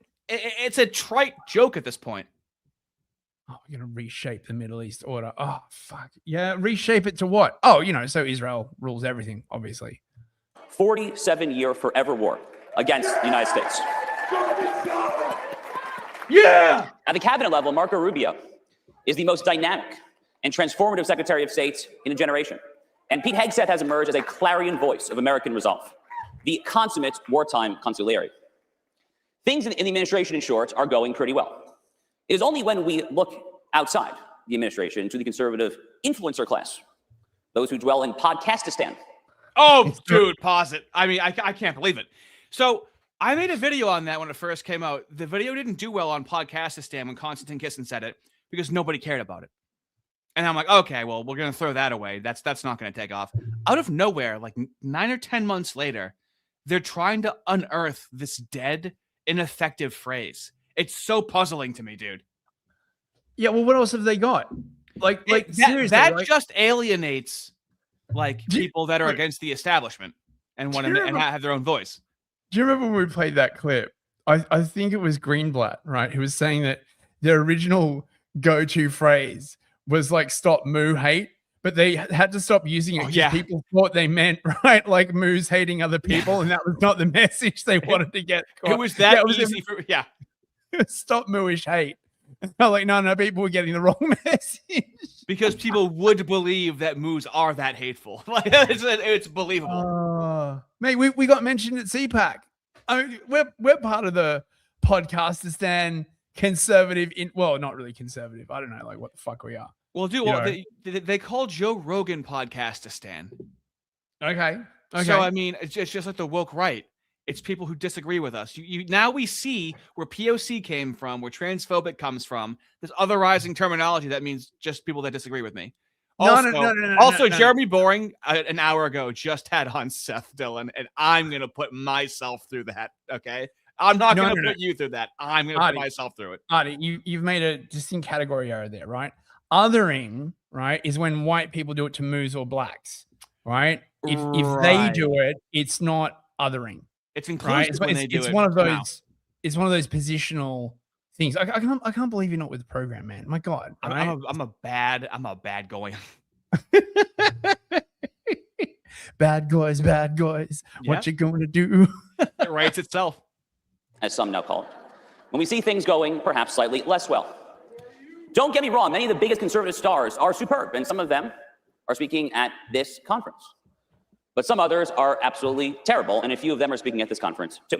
Oh! Matt Gaetz, there's your shout out. Oh! Matt Gaetz mentioned. Wait, and no one made a noise. The crowd goes mild, dude. No one. Not a chuckle, not a sneer. If you're a wrestler, okay, you want people to love you or hate you. The biggest fear that you could possibly have is they don't care about you at all whatsoever, and that's what we just got. Mate, it's crazy, right? Like, I mean, this is CPAC. Okay, so the last remnants of the MAGA base, right? They're like sucking the last dregs out of the dream, and even they can barely like summon like applause. Like, you just got a few crazy people being like, "Woo, yeah!" Is that a lone voice in the crowd? These black-billing doomsdayers are engaged in a conscientious brain rot op to make the right retarded. The slogan that catapulted Donald Trump to the presidency and continues to define his political career is "Make America Great Again." It's a pithy and inspiring call to action. In it are three distinct claims. This is not the fucking high school debate club. Prick. Right? Like this is not human.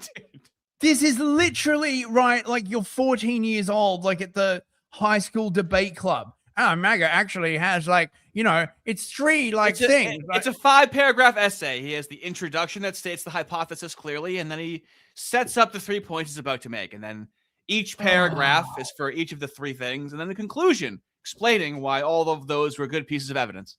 Oh my God, come on. Like these people don't know how to work a crowd. Like, honestly. First, America was once great. Second, America became less than great. And third, it will one day be made great again. What do you mean one day?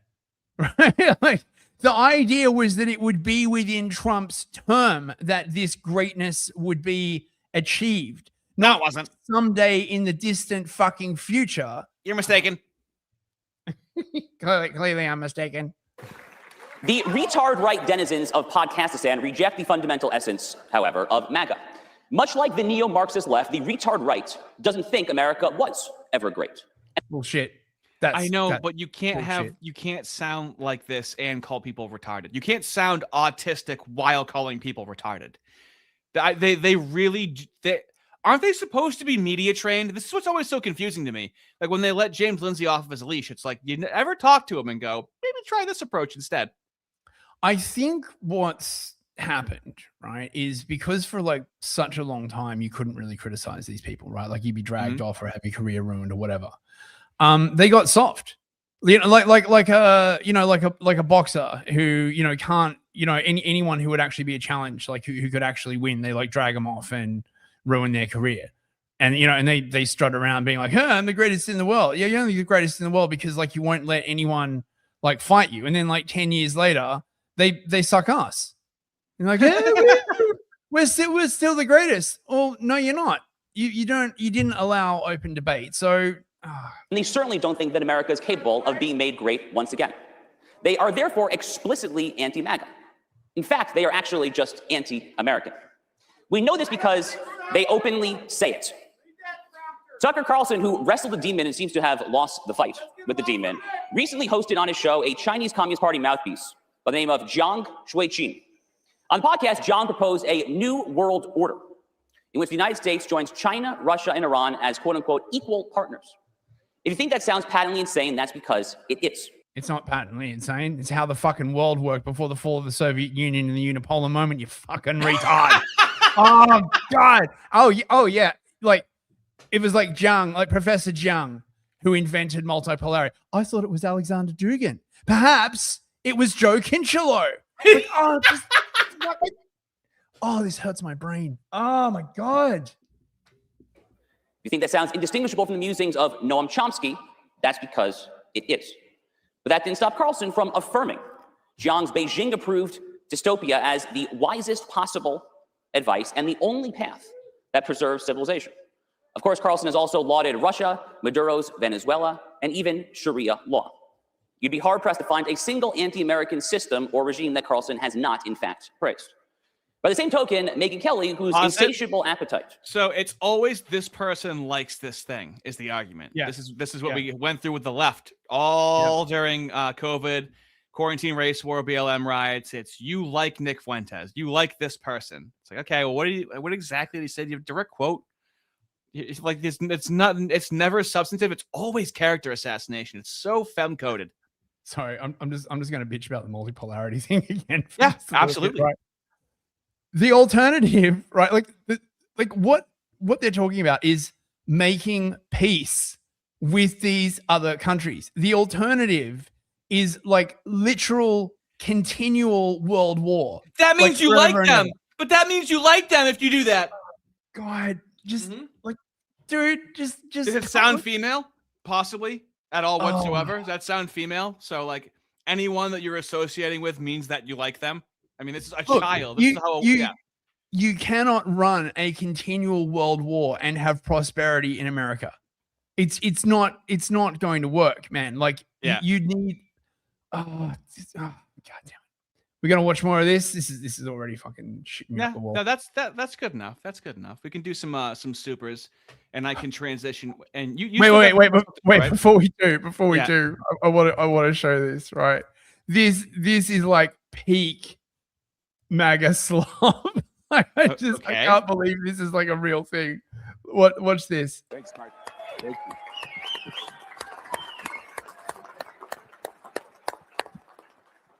How many of you would like to see impeachment hearings? No. Dude, this is the reverse please clap. This is the please don't clap. No. No.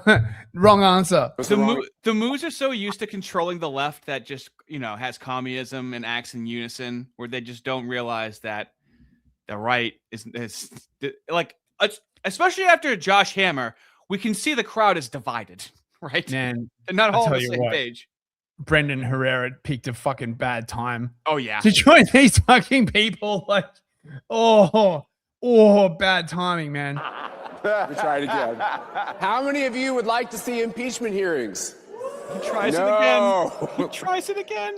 Can someone bring some coffee out? It's like wait, hold on. You don't need coffee when people are they're just cheering for the wrong thing. If you're gonna give them coffee, they're gonna fucking heckle you more, you idiot.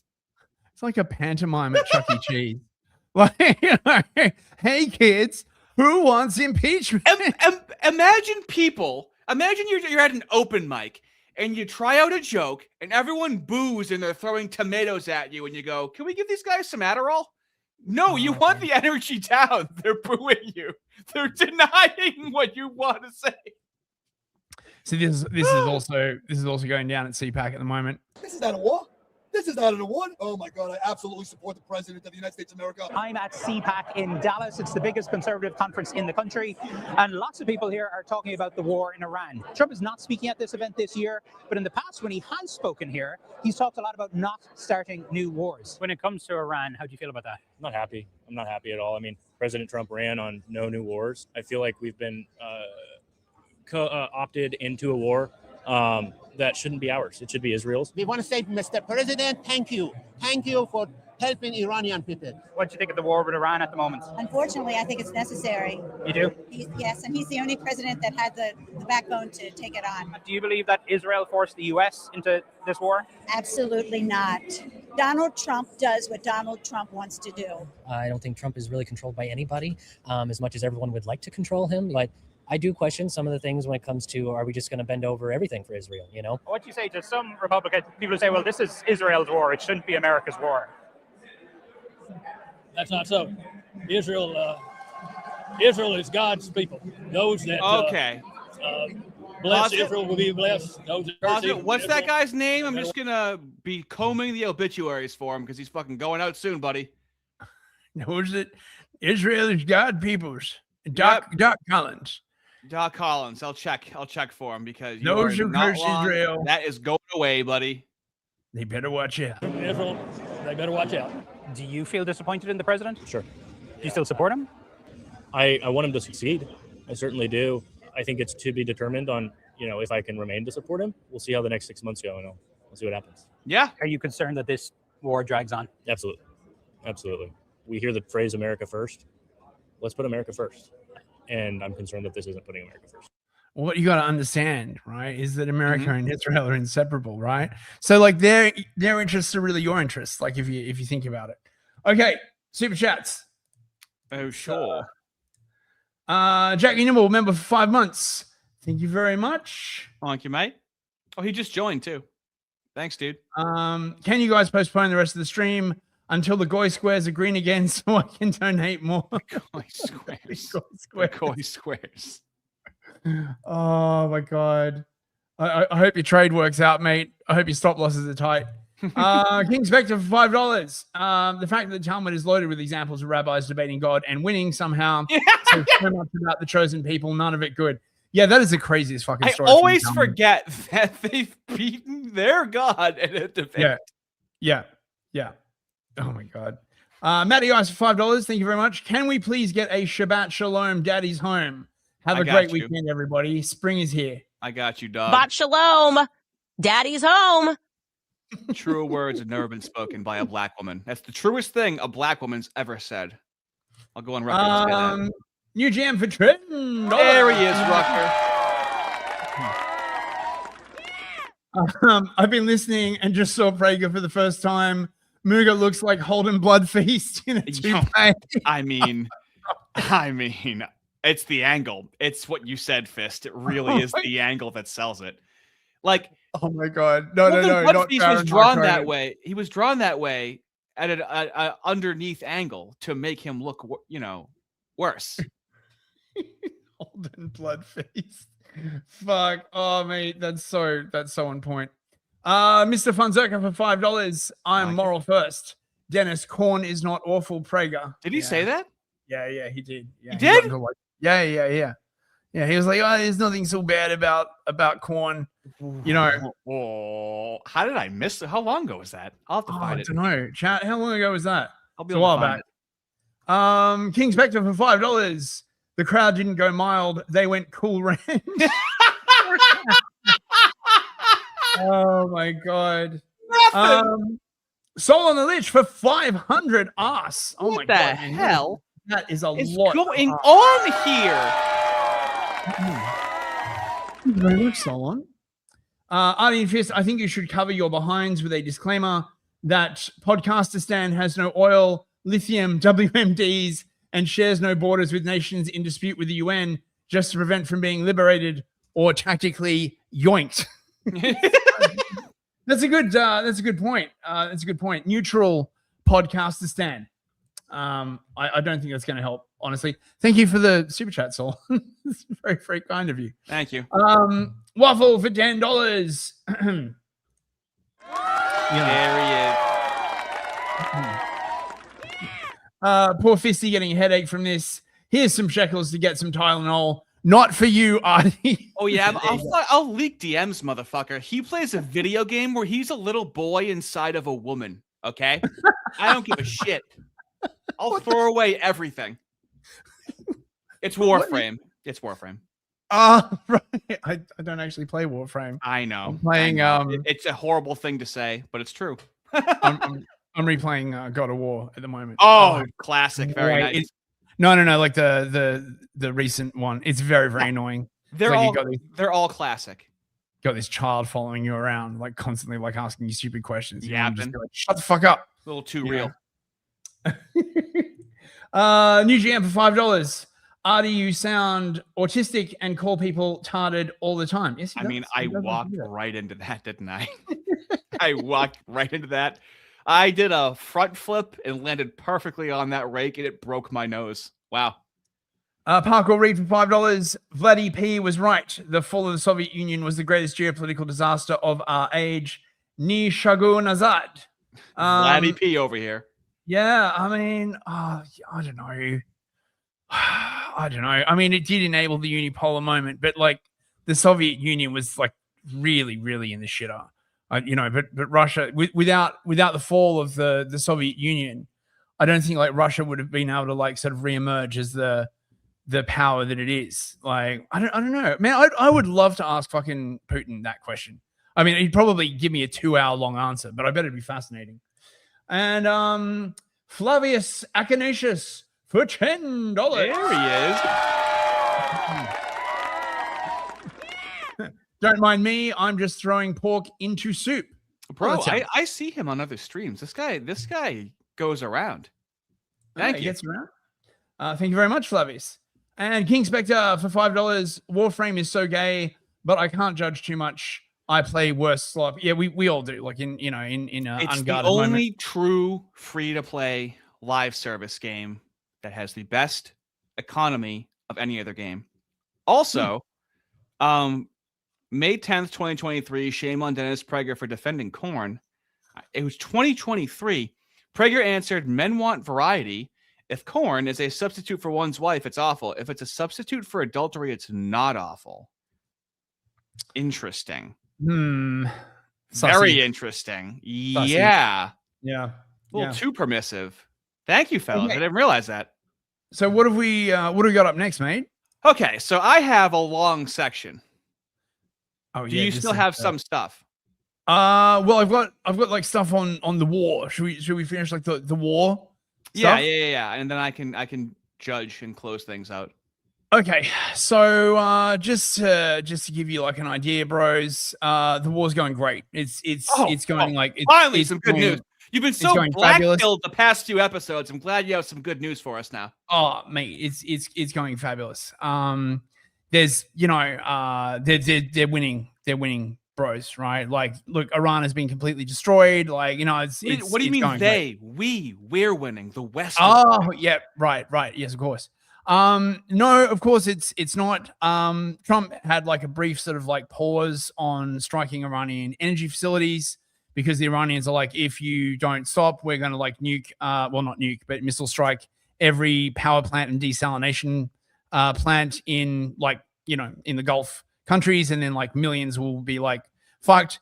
And what do you think the Israelis did, right? Like, I mean, the Israelis, right? So they entered into diplomatic negotiation. No, they didn't. They just in one day like destroyed all of Iran's like steel industry by like missile striking like the 3 major steel manufacturing plants. It was heading right for us.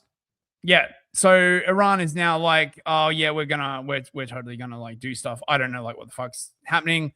But the question is, what's happening in MAGA, bros? Well, Fuentes has quite an interesting take on this that I liked. As a fellow watcher of the Ottoman court, because you can't really tell what the fuck's really going on inside the White House now, right? You got to rely on like sort of subtle signals. The Americans are lying out their ass, by the way, right? The Trump government is lying out their ass, right? They basically put up that the Iranians were negotiating No, they weren't. They invented fake negotiations to like move the price of oil. They've been trying to like keep the price of oil under $100 a barrel, and they've just taken to like lying and manipulating the futures market in order to make that happen. As a result, it has spread this sort of false sense of normalcy among the market. And once the implications of what's actually happening become clear, the price is going to go insane. 20% of the world's natural gas supply is now output is now destroyed. 20% of its oil output is now destroyed.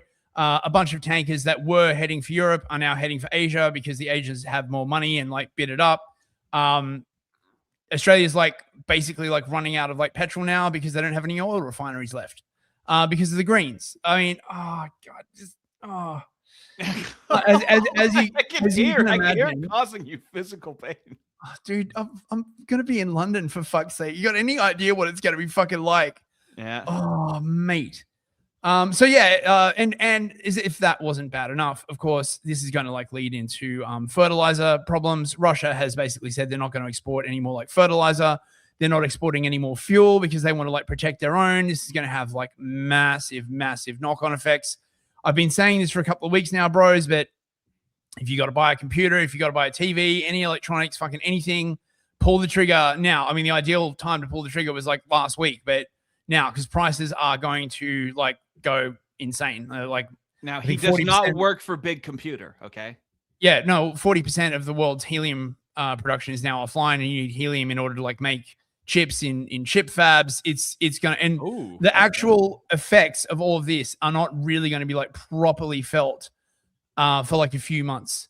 So all the governments in the world at the moment are just being like, oh, you know, it's going to be fine, bros. Like we promise. I don't think it's going to be fine, right? I really don't. But like, think of all the new and diverse friends you'll get to make when they have their rambunctious street parties. I'm certainly looking forward. You're gonna go out there and try some of their like, you know, jerk baby. Right? Like, you know, it'll be great. You are so good at just like the collective opinion of the typical shitlib fucking British person, dude. That's essentially their fucking opinion. Yeah, I know. It's fucking, I think it's coming. I think it's coming around. The EU has basically passed a thing saying that they want like offshore processing centers for all the migrants so they can just get the fuck rid of them. Yep. That went through the EU Parliament, but now it's got to get through the EU Council, and the EU Council of the EU is definitely going to be like, no, we need like infinity Bamalian. So it could be years before any of that. It's going to get spicy, bros. But anyway, back to Fuentes's take on what's going on in the White House, in the Ottoman court. Put her up on screen. To just anybody, not these bubble blowing, goofy goober babies, Steve Witkoff. Now they want to bring in JD Vance. So are you telling me that next week JD Vance is going to broker the ceasefire to end the war? Because that would be something. That would be the mother of all psyops. In comes our fearless Vice President JD Vance to end World War III. They wouldn't talk to Witkoff. They wouldn't talk to Kushner. They would only talk to Vance. And so maybe that's going to be the photo op, is JD Vance in Turkey, in Pakistan, with the Speaker of Iran's parliament, shaking hands, making the deal. And then he's going to be everywhere. I ended the war. And this is how he's going to outflank little Marco. Because, see, they don't want to talk to little Marco. The top 25 Wall Street donors, they want Marco to be the nominee in 2028. The donors want to start donating to Rubio for 28. They've chosen him over Vance. The Iranians don't want little Marco. They want Vance. Ah, interesting. And you know who else hailed the diplomacy efforts today on Twitter? Take a wild guess. Yeah, but this is the thing. The negotiations are fake. Like, they're all the negotiations are fake, okay? Strategic assessment from the Iranians is that Trump is negotiating with himself. The Iranians are not negotiating, right? They've already said their demands, and their demands are end of all sanctions, US gets out of the Middle East, reparations for like all the damage, and complete control over the Strait of Hormuz, which Iran is going to turn into like a tollway to get the money to repair all the damage in their country. That's never fucking happening, right? So their assessment is that all of this talk of negotiations is to divert global attention from his retreat for the 48-hour deadline. This is a common thing you see again and again with Trump. He'll set a deadline, then taco, or he'll set like a 5-day pause, and then 2 days into the pause, Israel will suddenly like strike. Yes. I mean, these tactics, like, they aren't working anymore because no one fucking believes like a word. Well, we the have White the House internet says. now. It used to be a lot easier to do this and get away with it.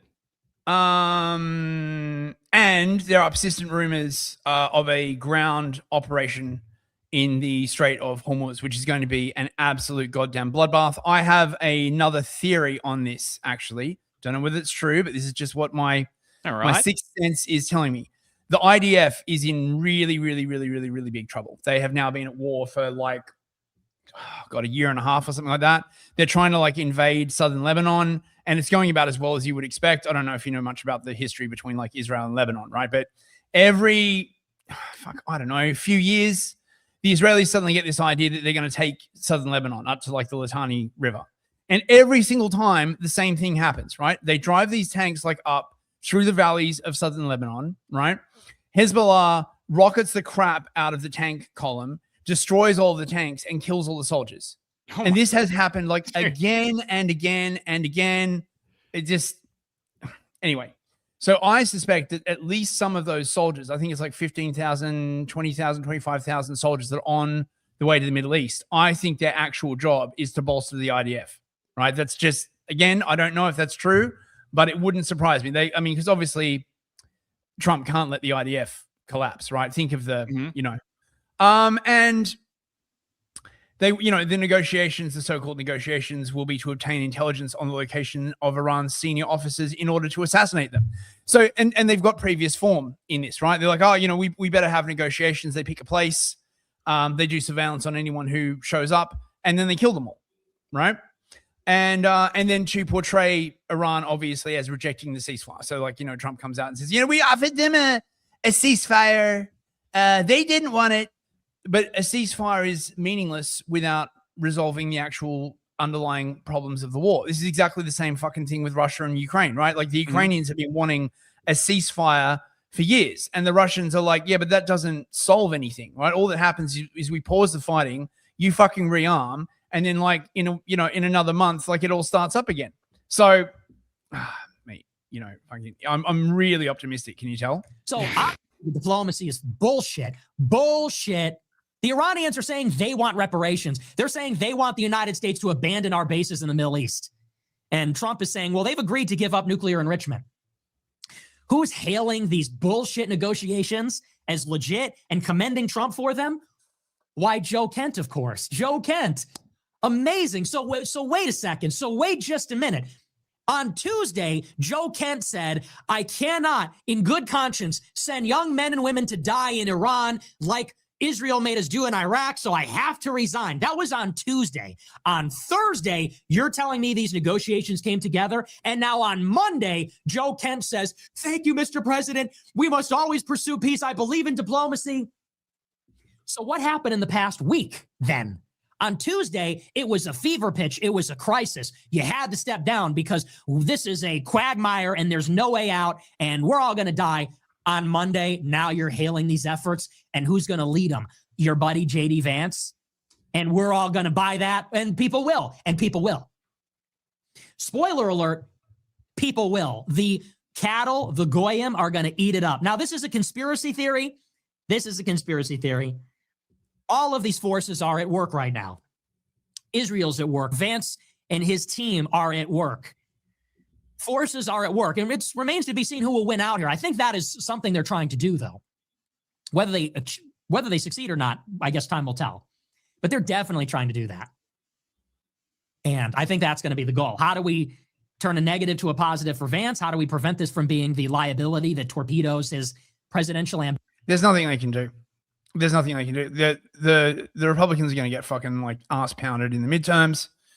And then Trump will basically lose control over domestic policy. About like the only sort of thing he'll have control over is like foreign policy. Congress will block like war funding.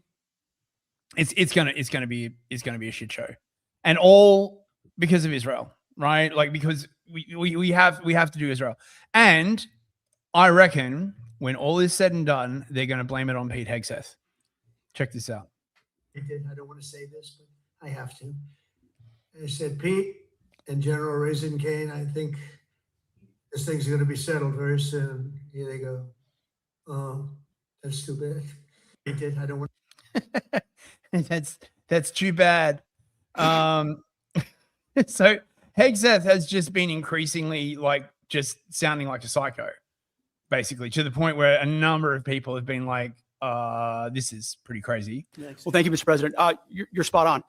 Never in history has a modern military, Iran had a modern military, a modern Navy, a modern Air Force, modern air defenses, leadership, massive bunker. Never has a modern military been so rapidly and historically obliterated, defeated from day one with overwhelming firepower. The air campaign that we've conducted, that Israel's conducted alongside us, was one for the history books, truly. And it's because we have a president of the United States that when he sends his warfighters out to fight, he unties their hands to actually go out and close with and destroy the enemy as viciously as possible from moment one.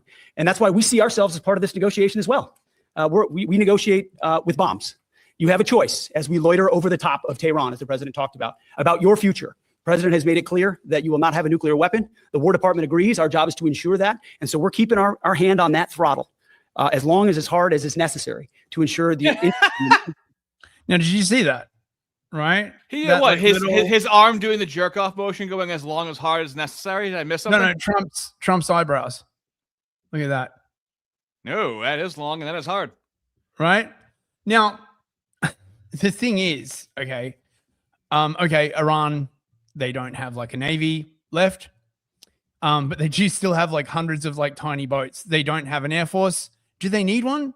They've got like a shitload of missiles. Like this, like, you know, we often talk about World War II and the post-war consensus and how irritating it is. But this has translated into military doctrine. They literally, they're still fighting World War II. They're still thinking like, Iran doesn't have any like big ships. It doesn't have like planes. Dude, they don't need planes. Like they can just like bomb the crap. Like this is a completely different form of warfare. Right. Like what does that even matter? Like honestly, this is like crazy. And now check this out. We also don't fight with stupid rules of engagement. We untie the hands of our warfighters to intimidate, demoralize, hunt, and kill the enemies of our country. Oh. Those are the words of a potential war criminal right there. And that is not the advice and counsel and direction that any Secretary of Defense should be providing our soldiers, sailors, airmen, and Marines. It puts them actually in greater danger. The Secretary of Defense is a disgraced major that was kicked out of the DC National Guard. He has no qualifications whatsoever to be the Secretary of Defense other than his extreme loyalty to the president. Again, those are the words of a potential war criminal. Now, the reason I'm playing this is that when the Dems get back in power, they will probably go after Hegseth, right?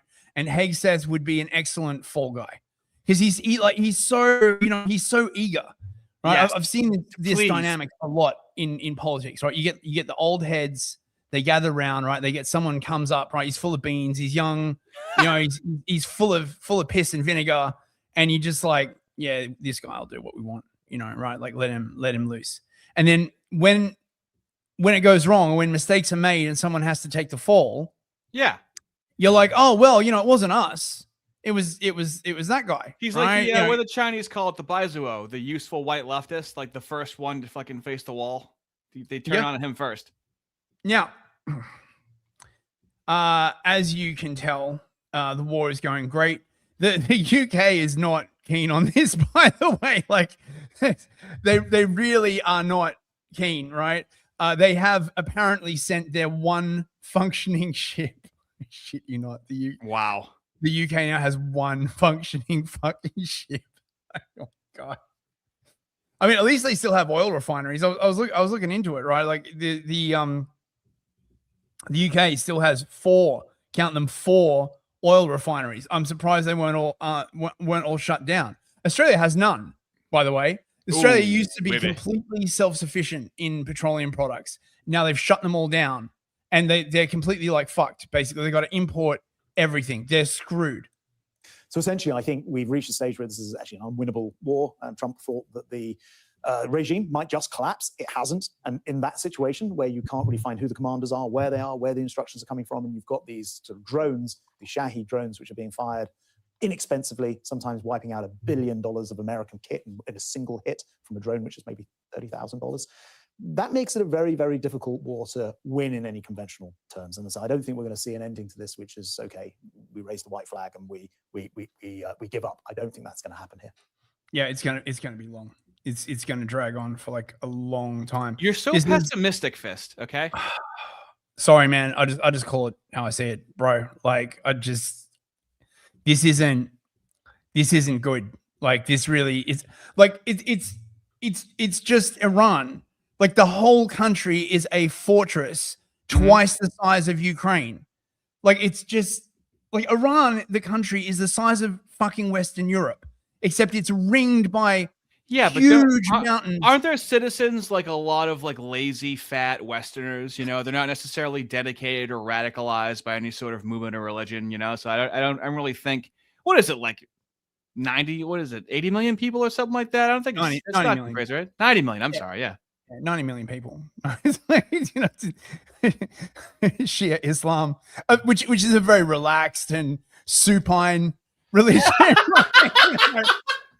You just roll over them like, no, this is bad, man. This is look at how they treat their women. They're not that strict.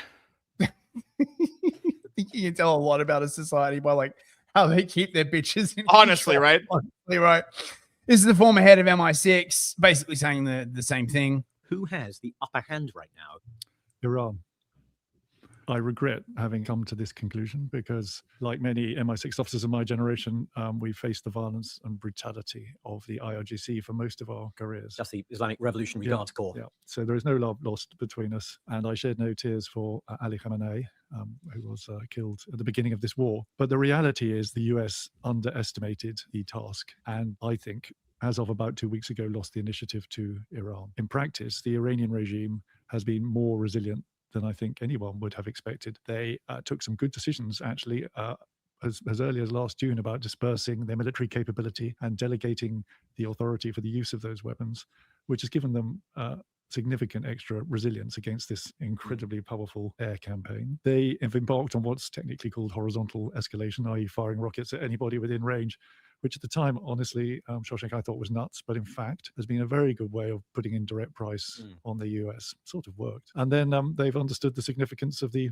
energy war and held the Straits at threat and globalized and essentially not internationalized, just globalized the conflict in a way that gives them some weapons. So, they played a weak hand pretty well. My second point is that Donald Trump has said some stuff that will have confirmed something they knew already, which is that they're in a civilizational war in their terms. They're in a war of existence. Donald Trump made it very clear that he wanted to see them up against the wall, basically, whereas America has embarked on a war of choice. And in those terms, I think that's imbued them with more staying power than their US and certainly US counterparts. And they know that now. And I think that really is giving them the whip hand. Yeah. So, I mean, it's not great. It looks like America's leading up. Can we cheer up by being forced to side with a degen gay yet? Well, look, I just want everyone to know what it is we're fighting for. Oh, okay? This guy definitely sounds hood and black, right? Okay, there's no way this guy sounds like a white guy. Food may be more expensive. Okay, you may go hungry. There may be food riots or whatever. Okay, but always remember, bros, what it is that we're fighting for. Meantime tonight, Sean, the president has also approved the deployment of up to 1,000 soldiers from the 82nd Airborne in the Middle East. And it's believed that if there's a necessity to have ground forces, say, take Karg Island, this might be the first step toward that contingency. Then again, you could argue that maybe it's just another way to apply more pressure. We'll keep an eye on it, but for now, back to you. And the most important aspect, Kevin, is obviously that we will not be handing off to our children and grandchildren a world where radical mullahs that chant death to America, the #1 state sponsor of terror, has weapons of mass destruction that could potentially create a modern-day Holocaust. That could potentially create a modern-day Holly. Come on. Yep. Where do you find a black guy that sounds that white? And of course, right, we must not discount the idea of nuclear suicide bombers, bros. When I say options, I think it's important the American people know options for what? And it's options to ensure that Iran never has a nuclear weapon. You talk about people who walk into a crowded supermarket and have a vest on, and they blow up the vest and a couple of people get killed, and that's a terrible tragedy. What happens when what's on the vest is not something that can kill a couple of people, but can kill many, many tens of thousands of people? That is the most important American national security objective that exists for any administration at any time, is you don't want the worst people in the world to have a nuclear weapon. That's why the president is doing this. That's why the president cares so much about this particular issue. Yep. They might walk into a supermarket with a nuclear weapon. God, this is just so gay. Does anyone remember when Shapiro was calling anyone who was concerned about the war like a pannikin, and being like, like, what are you worried about? Don't overlearn the lessons from the Iraq War. How the turntables turn. Here is the, if you look historically, the American people actually have some patience. Our shortest wars were longer than the current conflict. The Persian Gulf War involved 43 days of active operations. The Kosovo NATO air war lasted for 78 days. Even deposing Noriega in Panama in the late 80s, that lasted for 6 weeks. And also, Americans are not dumb. We don't believe that if you're involved in military activity, you're not going to lose anybody. Because again, if necessary military activity can only be pursued at zero cost, there's no use in having a military. Literally, the point of a military is to do hard and dangerous things. That's why our military members are heroes. That's because they're willing to undertake that sacrifice for a greater good. Now, Iran, for its part, seems to be counting on this view of Americans that have been shared by pretty much all of our enemies at one time or another, that were weaklings, that were incapable of mobilizing for victory. Hitler famously thought that America was decadent and unstable. In one private conversation, according to sort of Hitler's notes, reportedly, he said, quote, "I don't see much future for the Americans. It's a decayed country." Wow. Have to reference Mustache Man there. Like, oh my God, just mate. Right, World the War II alley-oop was slam 35. from Fox News mentioning the Holly to Mustache Man Ben Shapiro. Oh my God. They have the racial problem, the problem of social inequalities. Everything about the behavior of American society reveals that it's half Judaized and the other half nigrified. And this is Hitler talking. How can one expect a state like that? Was he wrong? Yeah, to hold together. And during Vietnam, the Viet Cong counted on the idea that Americans would get tired, that Americans would get bored. And after a while, they were right. Americans did get tired. After a while, they were right. Americans did want out. We should know that there were 50,000 American dead by that point. In Iraq and Afghanistan, too, our enemies thought, okay, they can just outlast the Americans. But here is the point. To outlast Americans, typically, requires not months, not weeks, years. Reality is... Oh my fucking God. You literally replaced the Taliban with the Taliban in Afghanistan. Yeah, didn't we leave them weapons too, just for free? Oh yeah, so many weapons. So many weapons. Like just like they're tons riding and around tons. in branded USA gear.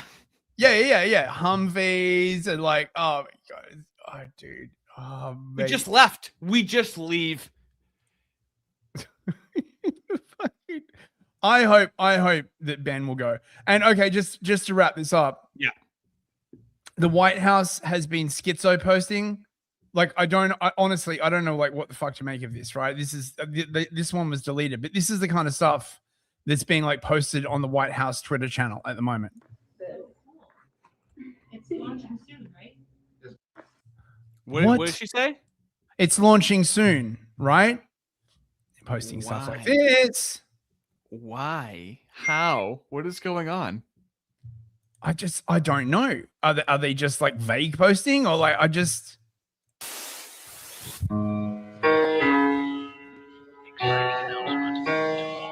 This feels like AI, doesn't it? It feels like Cloverfield is what it fucking feels like. You know that movie Cloverfield? Yeah.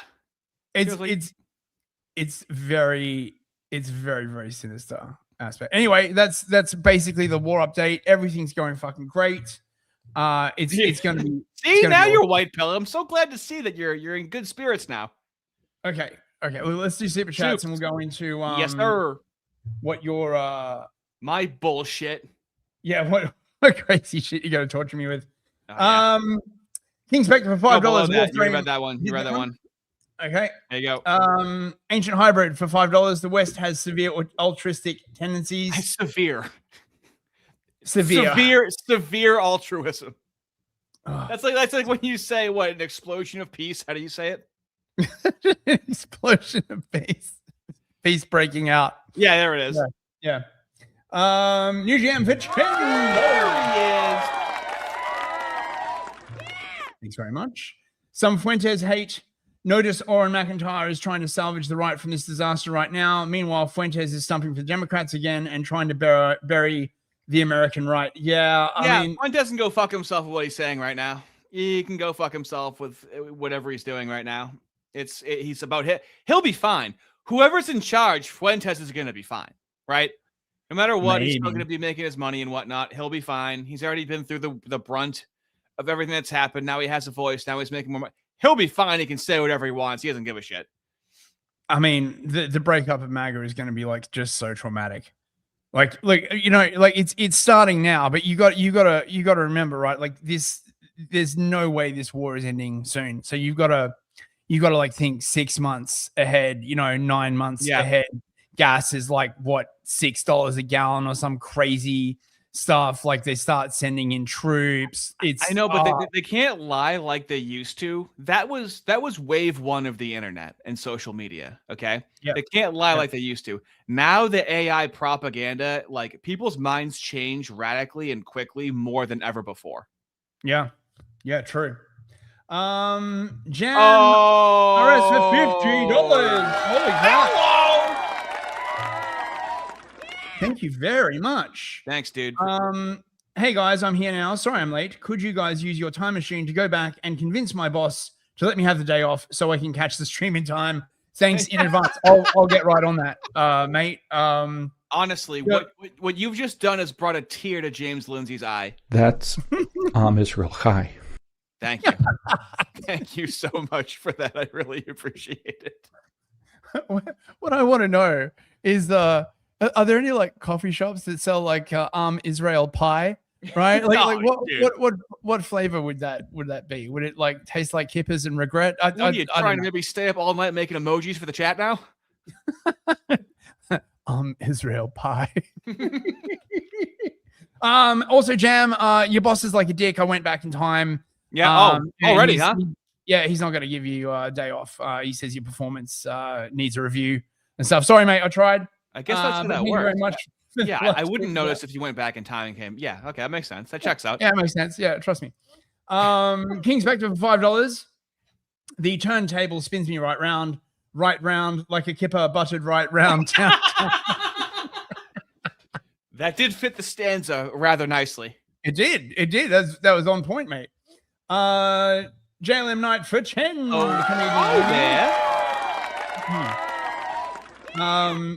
You guys, this isn't fun anymore. Can we just spend money and efforts on us? Well, that's very that sounds like America only, doesn't it? Yep. Yeah. That's anti-citrus. You always have to consider other people, or else you're going to be considered. That's anti-citrus. Okay, and you don't want to be that. No, not other people. How dare you call them people? Right? They are our betters, right? Like they are as gods. Practically. Where will we be without them? We can't get along without them. Yeah. What was it that Peterson said? They're like the people that wrestle with God. I mean, They also debate. They also debate with God. Yeah, that's right. King's back to $5. JLM Knight, how can you say that? You're clearly not loving Israel enough. Look at that. What a layup. Hey, Faye, you're not loving Israel enough. You don't worship Israel enough. Very nice with the alley-oop there. I like it. Very nice. Very nice. Okay. Okay, so what horrors do you have for me now? Queer, this is we go. Right. Now, okay. Coleman Hughes against Glenn Greenwald. Does Israel control U.S. foreign policy? Now, for what he's worth, Glenn Greenwald is just doing Nick Fuentes arguments without the Nick Fuentes reputation. He absolutely backs him into a corner and has his way with him. Okay, so let's just get into it. I mean, do we know whether the black conservative swings like that? Does he like a bit of the white PP? No, he is a disciple of Sam Harris. Oh my god! So well, then he probably does. IDW, intellectual dark web. He emerged from that. Right. And he was the sane voice that was criticizing black people. This kind of black, right? Right, but if he's a Sam Harris atheist, then what's his reason for not being a sexual degenerate? Barry Weiss. When you get tapped on the shoulder and you go, yeah, I'll take that. I'll take that money. I don't know what else it would be. So he is controlled by the moose. And here we go. People that dissented on COVID and Ukraine and race issues. And I was vehemently opposed to that for a long time. After October 7th, my concern really became the attacks on free speech with regard to Israel. And I'll just give you, for me, one of the most disturbing examples, which is that, for as long as I can remember, the American right in this country was opposed to hate speech codes, both in general and especially on college campuses. The idea that you can't express certain views, you'll be punished for certain views. Glenn is going to be constantly making the point that this feels kind of like the left, Coleman, what you're doing. It's very reminiscent of the left, of what the right is doing. Is he saying that there is a right version of woke? Well, I have never. See, my mind is blown. Instead of trying to categorize it, Glenn Greenwald is just going to talk about what's happening. It's a novel approach, I know. Those views are deemed sufficiently hateful or bigoted, obviously suppress debate in all sorts of ways. And one of the very first things the Trump administration did upon getting into office in the second term, supported by, funded by a lot of very, very pro-Israel billionaires, was start bullying college campuses, some of our leading universities, to adopt a wildly expanded conception of hate speech codes where faculty members could be fired or students could be expelled or otherwise disciplined for expressing a very wide range of views with respect to Israel or particular Jewish individuals. Just to give you an example, under this expanded definition that was created by Israel, adopted into the criminal law of the EU, called the IHRA definition of anti-Semitism, the International Holocaust Remembrance Act definition, you're not allowed to say that Israel is a racist endeavor as its founding or as a country or as an idea, but you're allowed to say that about the United States. You're allowed to say it about any other country on the planet, just not. This is like my exact argument I've been making for like over a month now, dude. It's like, how do you come back from this, Coleman? The IHRA definition, right, has spread like a cancer. Like, of course, it's unofficial. World, right? It's their favorite thing. It's their way to NGO internationally. Yeah, I think it actually started in the UK, right? So little bit of law. Of course. If any of you guys remember Count Dankula, okay? Yeah. When the Nazi pug fiasco. The reason why that happened was because of the IHRA. They were trying to get it passed, and they needed like an incident that they could use to like push it. And for some reason, they just picked on Dank. That is literally why that whole thing happened. And that was a while back. Like that's sort of, ancient internet. Was that 2013? Why is that sticking in my head right now? I think it might be. I'm gonna have to look into that. Yeah, it was a long time probably ago. going to reference that in the video. Yep, it was 2013. Interesting. I'll do research on that later. I didn't know that, but that seems to line up. Yeah, so very well. Yeah, so the vote for IRA was coming up, and it didn't look like it was going to like pass. And then all of a sudden, the whole Nazi pug thing happened, right? And Marcus looked like much rougher back then than he did now. He had like the big like ear piercings in and stuff, right? Yeah, and they must have just like, I don't know, they must have just been trolling YouTube or something like that. And they just like, because often it seems to me this is what they'll do. They need like, an excuse for a thing. They'll just pick some like random person and be like, boom, you're the new face of anti-Semitism. Enjoy having your life destroyed.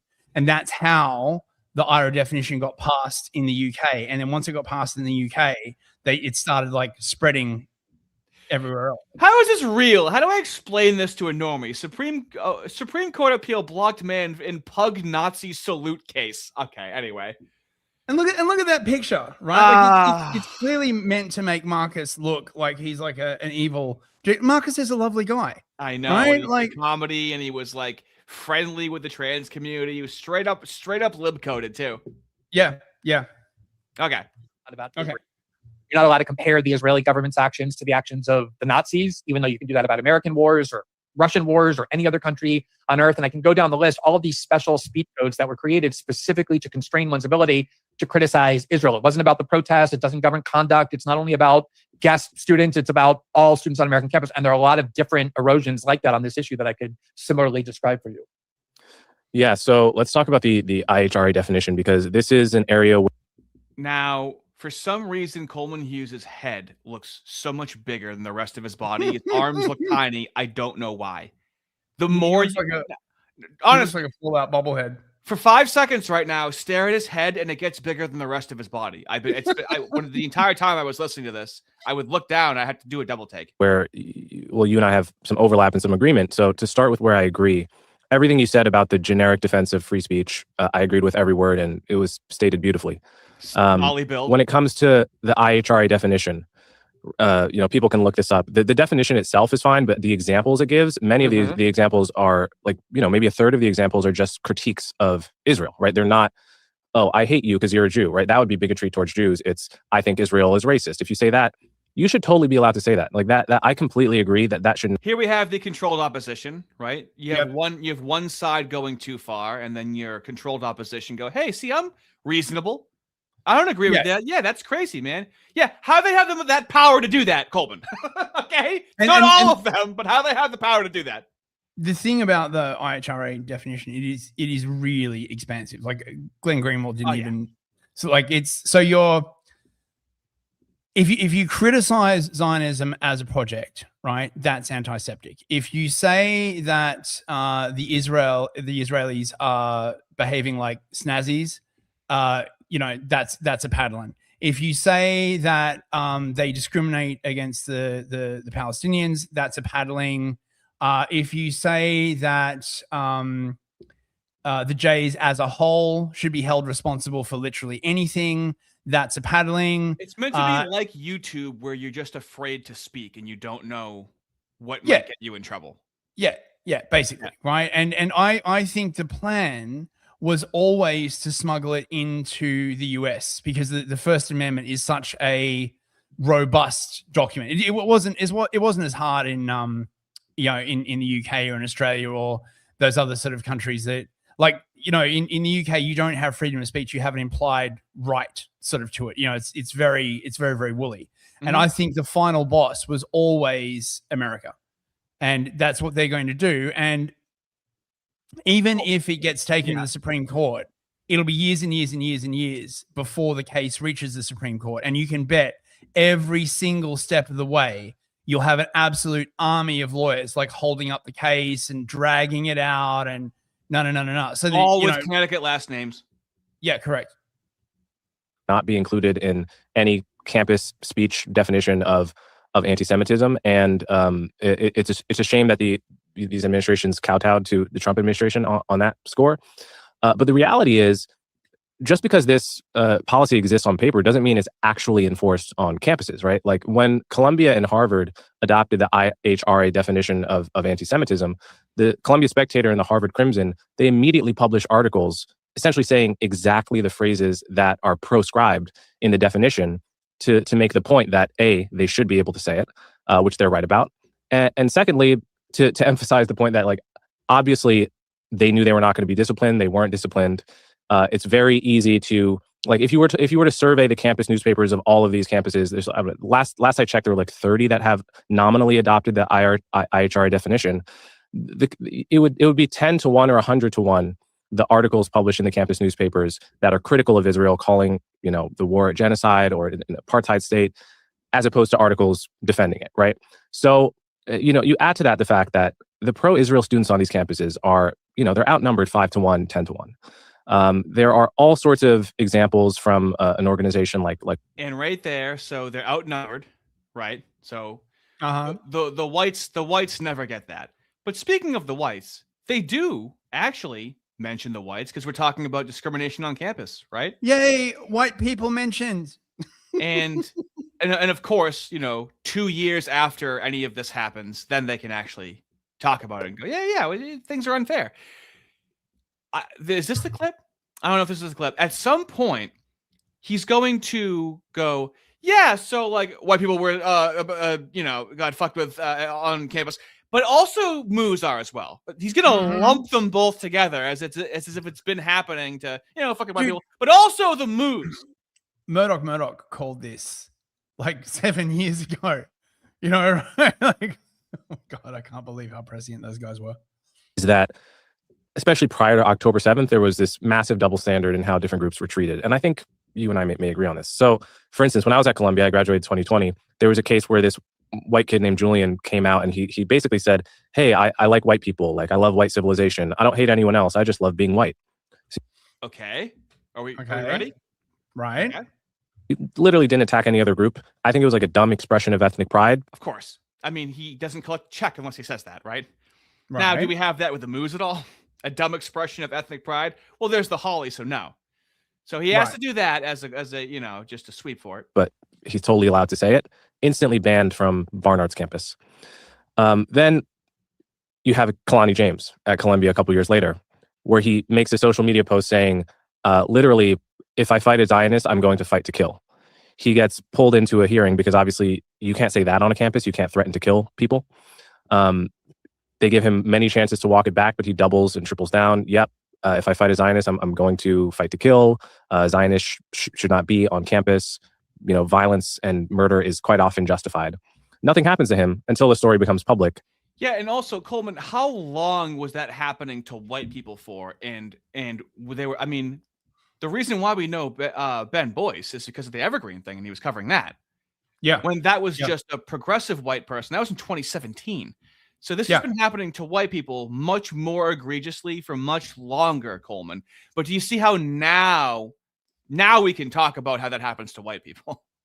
Now we can talk about it as long as we use it as a stepping stone to talk about the Moose. Isn't that evil? How evil is that? Oh, dude. So sleight of hand. And then he does get banned, right? But that hearing was live streamed within Columbia and nothing was done about it because for a very long time, college campuses have had a bizarre double standard where the slightest speech that would be offensive to African Americans, Hispanics, LGBTQ, and so forth, or women, is treated as discipline worthy. But right now imagine that people not in those groups developed resentment over a decade. Yeah. Right? Yeah. Doesn't that sound like an unresolved grievance that we're just No, sort of actually, move no, on you know with what society? You know what that sounds like to me, mate? That sounds very woke. That sounds like you're getting into that like oppressed identity dynamic, politics. right? And really, you should just shut the fuck up, right? Thank and just, you know. Thank you for reminding me of that. Yeah, no worries. You know. really, the groups that were not protected under those codes were basically whites, men, and Jews. Oh, okay. Whites, men, and Moose. Okay. Do you want to hear the group that Glenn adds in that he somehow left out? And Christians. And Christians. Oh, he forgot about that. I can't believe he forgot about the Christians. Oh, all right. Thank you, Glenn. Oh, yeah. You know, and the Christians. But I mean, who cares about them, right? Like, you know, The only it's time we're only going the to religion, like Glenn Greenwald on this channel, okay? But he's hitting every single point perfectly. it's only the religion your country was founded on, right? Like, you know. Oh, Yeah, God. so any resentments, but you like how the Moose are included in there, and it's like, well, what? What are you talking about? The Moose have had Holly museums across the country for God knows how long. What are you talking about? I love how the Moose, it's the same thing with anti-Semitism, where a Semite, right, is like 97% the Arabic world is what a Semite is. And somehow the Moose get to own all of Semitism. And Yeah, it's 3% of it. Isn't that so convenient? They always latch on to other people's oppression.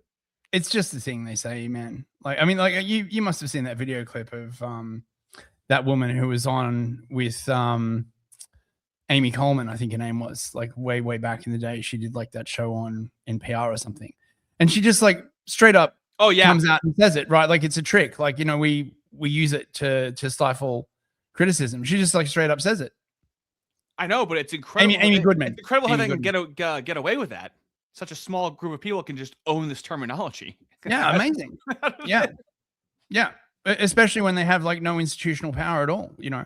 So Glenn Greenwald, all right, when he's not abusing his adopted children sexually, makes a great point where there's always this binary. We always have to say not all, right? Not all, not all. So he addresses this as a binary, which I think is very effective. Congress as the lobbies we really think of as big, like big pharma, big oil, big tobacco, relatively small. It can get things at the state level. It's not nearly powerful enough to get us involved in all these wars that people like to blame on it. And that's basically how I see the issue. So let me just, in terms of the last point about APAC, I mean, I think if we are going to frame it as binaries, like either APAC is all powerful and omnipotent, and every single time they snap their fingers and want something, they instantly get all of it, or because Coleman's focus was the times that they couldn't get things put through. He's Yeah. like, oh, you think they're so powerful? What about all these things they tried to do and failed? And it's like, do we ever apply that to Mustache Man? Oh, if he was so powerful, how come he didn't complete the job? Yeah, That's well, his- I mean, that's an argument that he's using. Yeah, well, not only that, right? Like they do this very, very commonly. They're like, so you think the moves are why your shoes don't fit, because there's moves in your shoes, right? And that's why you lost that spoon, and like, why you ran out of petrol. And you're like, dude, no one's fucking saying that. Like, unless they're like literally schizophrenic,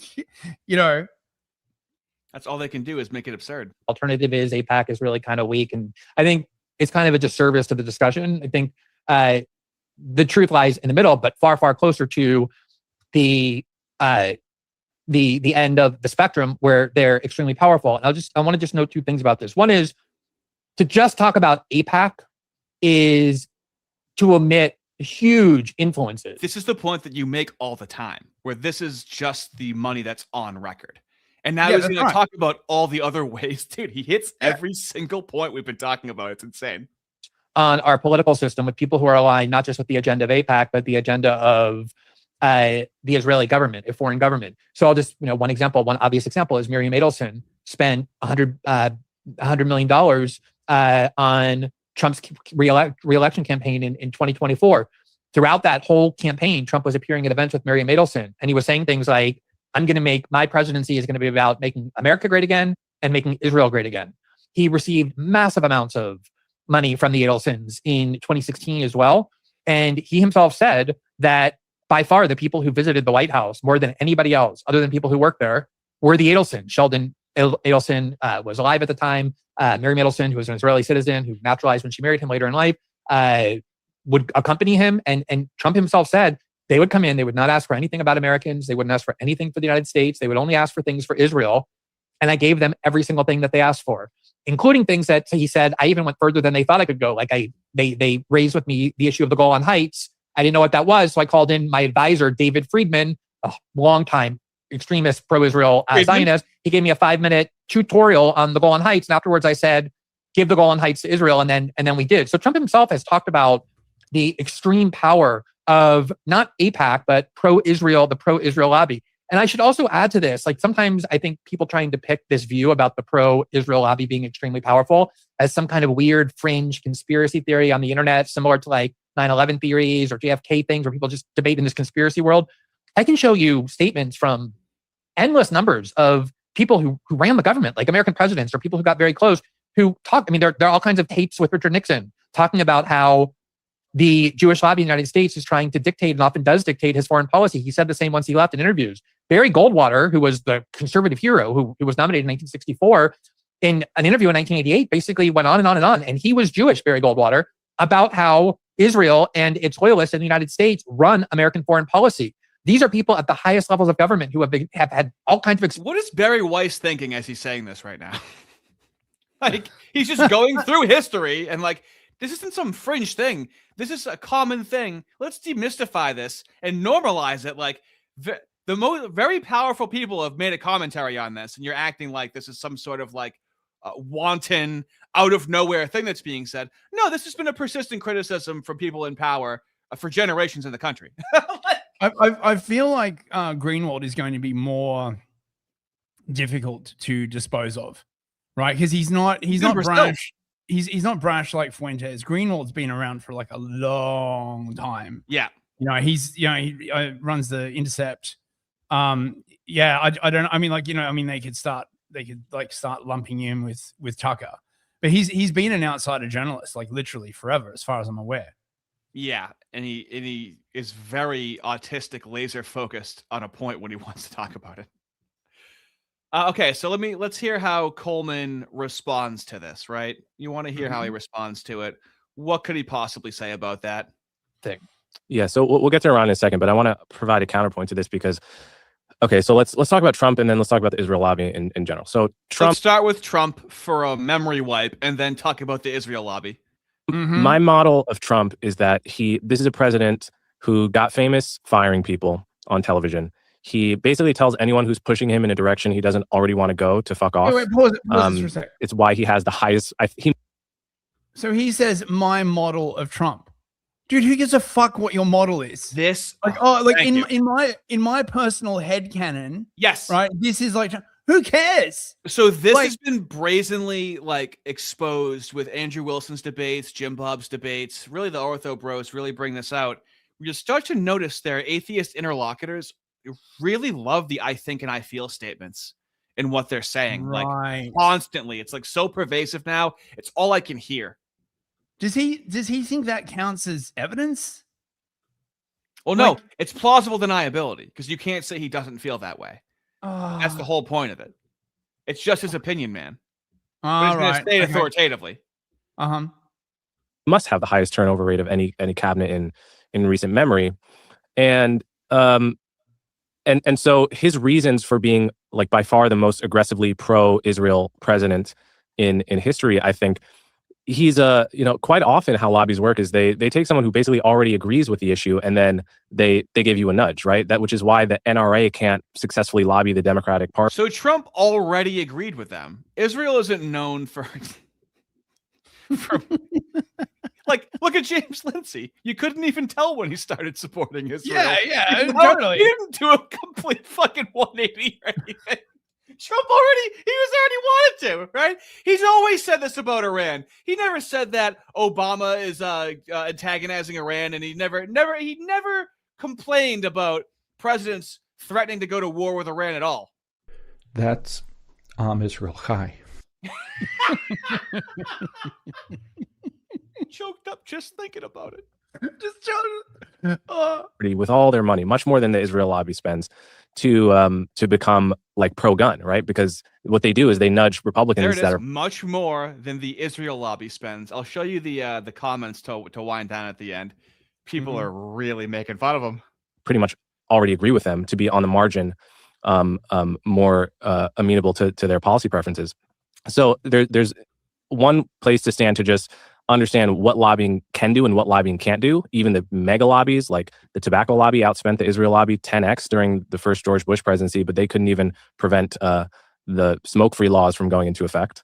And so I like to call this the 93% fallacy. Let's focus on the 93%. Let's focus on the 93% and how it's different than the 7%, which is the problem. Okay. And I love how they frame this, right? For a start, they don't count all the dark money, right? Which you can't see, number one.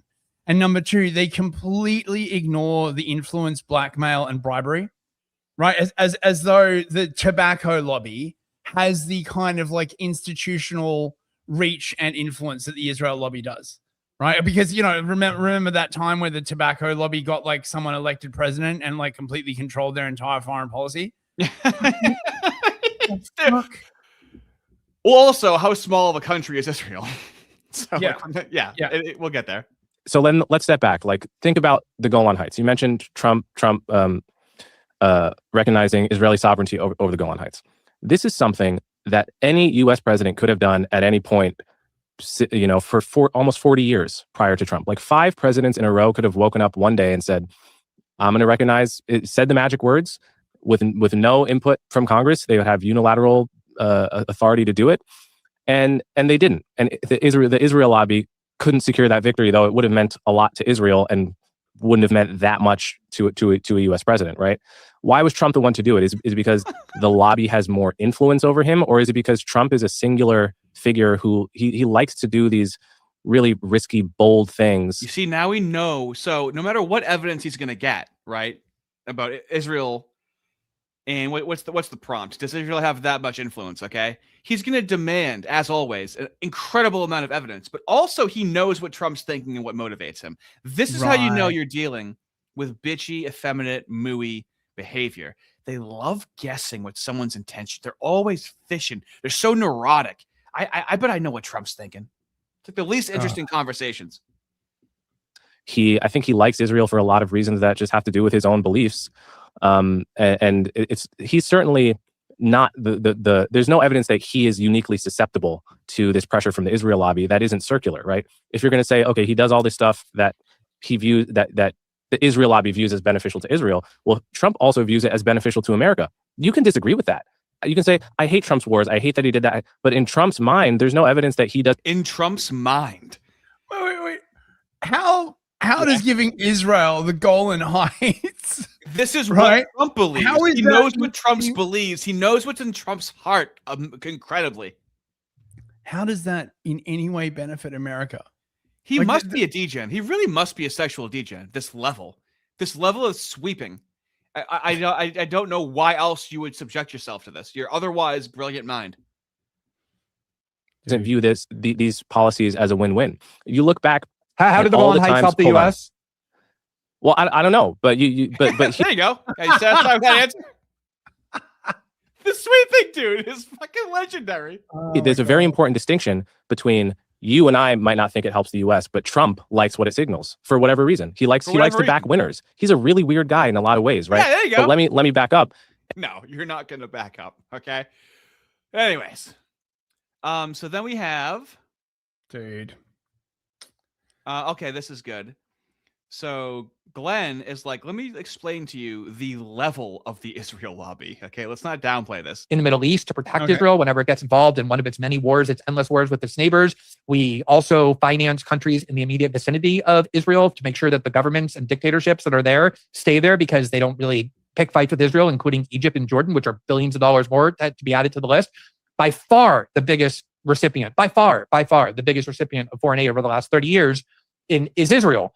And the largesse that we constantly give to them, as I said, the obsession that American politicians have with Israel, the fact that in their recesses they don't even go back to their own constituencies, they go back to Israel and meet with Netanyahu, and on a bipartisan basis constantly are doing this. He has, I hope it's right here, one of the most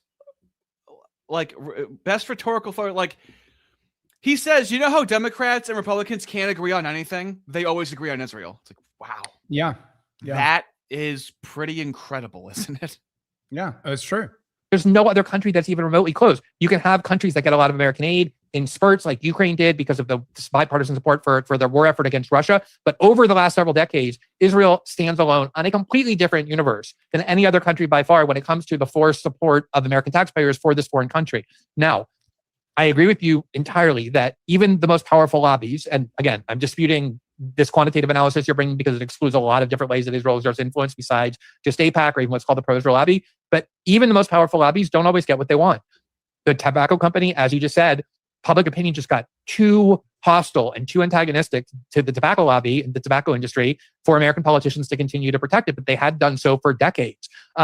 The ability, for example, of the gun control lobby of the NRA. And so he combs through to be like, yeah, sometimes people don't get what they want, Coleman. That doesn't mean that they're not powerful. Now, we're going to hit some delusional mind reading from Coleman with an unbelievable pro-Mossad dismount. Are you ready? Okay. Basically like a vestige of the Cold War for European countries that spend 1% on their own defense, and we're basically subsidizing their defense for them. All told, we spend what, $60 billion to $100 billion a year on our military bases all around the world, which, you know, like if we wound them down, you can make an argument. Would that money be better spent at home? Totally, you can make that argument. But I don't actually see people do that. What I see is people focusing only on the $4 billion that goes to Israel. I like 1,000 to 1, right? Which suggests to me it's not like a neutral concern about our financing adventurism and militarism abroad. There's some unique bias whereby people. There's just something about Israel that people just have this cognitive bias. That's what it is. The mind reading here, dude. The psychoanalyzing of their dissenters, dude. It's such a red flag. People are way more obsessed with Israel than they are about the fact that we have 30,000 troops deployed at $1 billion expense yearly in, say, South Korea and Europe, etc. Do you think there's a difference between, so like he keeps bringing up South Korea. It's like, if we have troops somewhere, it makes sense that we have money there, right? Like, right, if we have troops there, that aid, that makes sense. Now, we don't have troops in Israel, do we?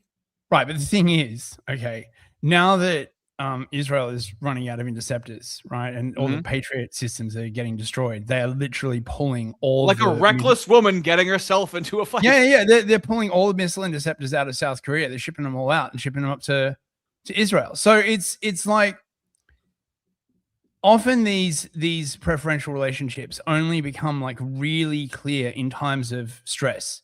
Yeah. Because like when things are going well, you can just be like, oh yeah, you know, we help these people and we help these people and we help these people. But what you're really trying to get at, well, which of these people you're helping is the most important? It has become very, very clear who the most important is. And so you could critique the whole system, and I think that would be consistent. But the fact that it's 1001 Israel makes me think something here is bespeaks of a psychological bias. And so, you know, beyond that, we can talk about the aid. Obviously, $4 billion a year. I think something like 80% of it comes back to American, and they have to spend it in U.S. defense companies. That's a industry that employs 1 million Americans. We do get certain benefits from the U.S.-Israel close military ties. They have, you know, besides the CIA and MI6, Mossad is one of the best intelligence agencies in the world. If they detect an attack, a planned attack on the American homeland, they tell us that, right? And attacks have been thwarted as a result. They have the best missile defense in the world. We benefit from that. We benefit from that insanely good missile defense, rocket defense tech that China and Russia therefore doesn't get to benefit from. That's, again, like, you might not like projections of American military power, but that does enhance it. I'm sorry. Do you have something to say about this? Yeah. So how's that amazing missile defense tech working out for you? Like, oh God, like, oh man, he's just saying stuff. He's just the Mossad washing. He's like, see, like, this is all necessary. There's like a bunch of benefits. It's like your average phone salesman that doesn't know anything about really phones, but he has to sell it to you. I hate talking to people like this. I used to talk to people like this at university, and they'd just be like, oh well, you know, I feel, you know, I think, you know, no. Give me flashbacks, mate. And so, all told, it seems to me that the narrative that, like, we 0.05% of our budget every year is so galling, and only in this one particular case, right? No one ever talks about South Korea, Europe. That to me bespeaks that they're South Korea and Europe. We're gonna and that's total bullshit, right? Remember all of the stuff that Trump was talking about NATO. You know, he was banging on about NATO. And NATO has to spend more. They have to spend like 5%. Otherwise, no. And Trump is basically throwing NATO under the bus, pretty much. I mean, to be fair, right? Like, NATO hasn't helped its own case by being complete freaking retards and deciding to go to war with Russia. But, you know. Yeah. There's a huge bias underlying this argument, and it's not coming from a place of kind of neutral concern for militarism and spending abroad. All right, I have a lot to say about that, just a few points rather. But before I do, I just want to get clarity on what you're saying. When you use this term several times, the people who are focused on or expressing concerns about American largesse to Israel have a kind of bias, is one of the words you said, a psychological bias. Like, what do you mean by that? Is that like a euphemism for people who are bigoted and anti-Semitic who talk about Israel? No, no. What do you mean by that? If I thought they were bigoted against Jews, I would just say that openly. I think, obviously, there are, like, I consider Nick Fuentes. Yeah, none of these people would ever, like, imply it. Obviously, they would just openly say it. They would never just imply it. Now he's gonna say Nick Fuentes is anti-Semitic right now. Okay. Mm-hmm. Why do you think he's going to say that Nick Fuentes is antiseptic? Because he's like the boogeyman, presumably. Okay. It's actually worse than that. It's actually a dumber reason than that. Fuentes an anti-Semite, right? Because he'll literally say, like, anti-Semitic stuff. But okay, he's anti-Semitic because he says anti-Semitic stuff. What do you mean by that? If I thought they were bigoted against Jews, I would just say that openly. I think, obviously, there are, like, I consider Nick Fuentes an anti-Semite, right? Because he'll literally say, like, anti-Semitic stuff. But you can be biased against a particular country without necessarily being bigoted against that. There's a lot of reasons you can have a cognitive bias in life. So, right? like, what are the reasons besides anti-Semitism by why people are biased against Israel? I would argue, if you want my theory of it. Yeah. This is like talking to James Lindsay, isn't it? I'll give you my theory on it and what I think it is, my theory on it. Let's talk about his theory. Let's not talk about the actionable steps that Israel has taken, okay? Let's talk about... Yeah, what's his theory? Go on. Theory is that it has a lot to do with the sense that Israel is a... Okay. Are you ready for this theory? I just remember what it was. Do you have any inclination as to what this theory could possibly be? I just know it's going to be tarted. It's way worse than you think it is. It's not going to make any sense. Maybe I'm dumb. I don't read. You read, so maybe you can help me with this. My theory is that it has a lot to do with the sense that Israel is a country that is a part of the white Western world, and that therefore its activities in the Middle East should be judged through the prism of white people oppressing people of color, and that is a powerful biasing lens. It's an ideological bias. It's not. I'm not accusing people of racism, but that to me explains why there would be so much more focus on Israel. That it's really like about us exercising our past demons in the Western world, in the sense that like whiteness and Western dominance has been horrible, and Israel becomes representative of that. That's what I mean by But one of the bias. counter examples that you gave. Can you recite what that fucking theory was? Oh, How fucking yeah, convoluted was that? Was that like the left's theory? He's talking about settler colonialism, basically, right? And he's saying that the only reason why anyone's critical of Israel is because they're oppressing the Palestinians. The Palestinians are brown, and therefore this induces a sort of associative guilt in whites because they're guilty about oppressing the browns. I'm pretty sure that's what he was like saying. Thank you. That completely changes everything now. Is that we have military bases in Europe, especially in Germany, very large military bases, and that these people only care about the ones in Israel, but not in Europe. If it were an issue of people being anti-white, wouldn't they be at least as concerned and angry about, if not more so, since Europeans are clearly white in a way that Jews aren't necessarily? No, because it has to do with Israel is viewed as like an outpost of whiteness in a sea of what is like whiteness. Oh. Incredible. Indigenous brown land that belongs to brown people, whereas Europe is where white people are from, so it doesn't trigger the same psychological effect in Westerners. All right, so let me just say, I'm not sure that Jews are considered white. Certainly there have been times in history, very recent history, when they haven't been, including the United States. So aside from being gay and probably sexually abusing his adopted kids, he's perfect. Everything he says here is perfect. I think people who are focused on whiteness would focus on that black guy is making me like lose IQ points. I can literally feel myself getting brain cancer. He used to be great during the culture war stuff of blacks going crazy, and then whites are called racist if you call out the black stuff. So then all these blacks came to prominence being like, I'm black and I'm articulate and I also disagree with what they're doing. That's how he cut his teeth. Right. And then Barry Weiss got a hold of him. She was like, get over here, Negro. What are you doing over there? Come on. You know that we make you behave. Come on. You know that you can't get away from us.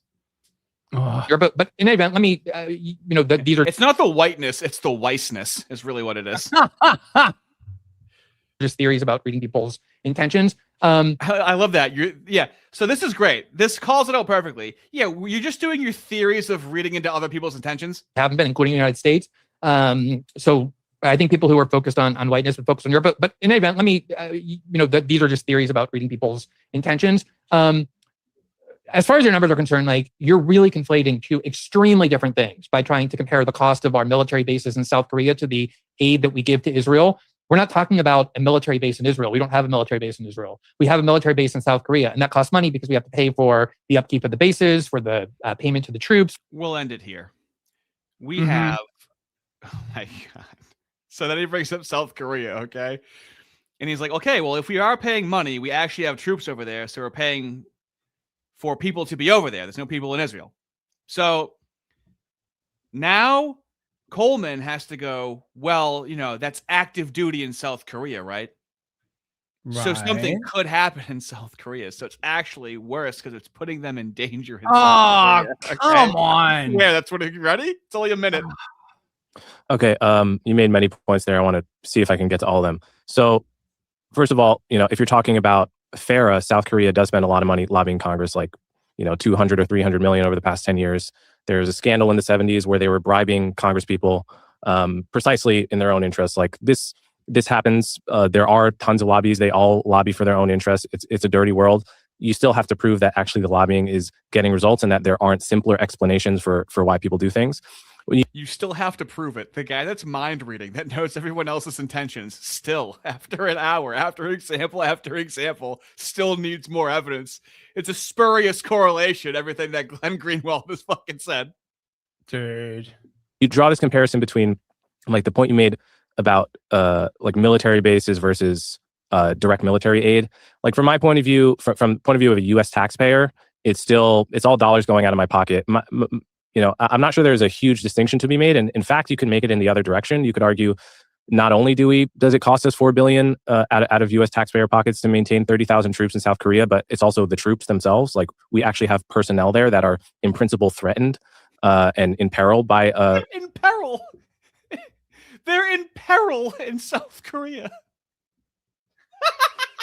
any kind of breakout. Dude. One of the least safest places in the world, South Korea. Okay. Yeah, well, I mean, and they're in peril on Okinawa as well, man. Those like 12-year-old Japanese girls can be like really fierce, you know.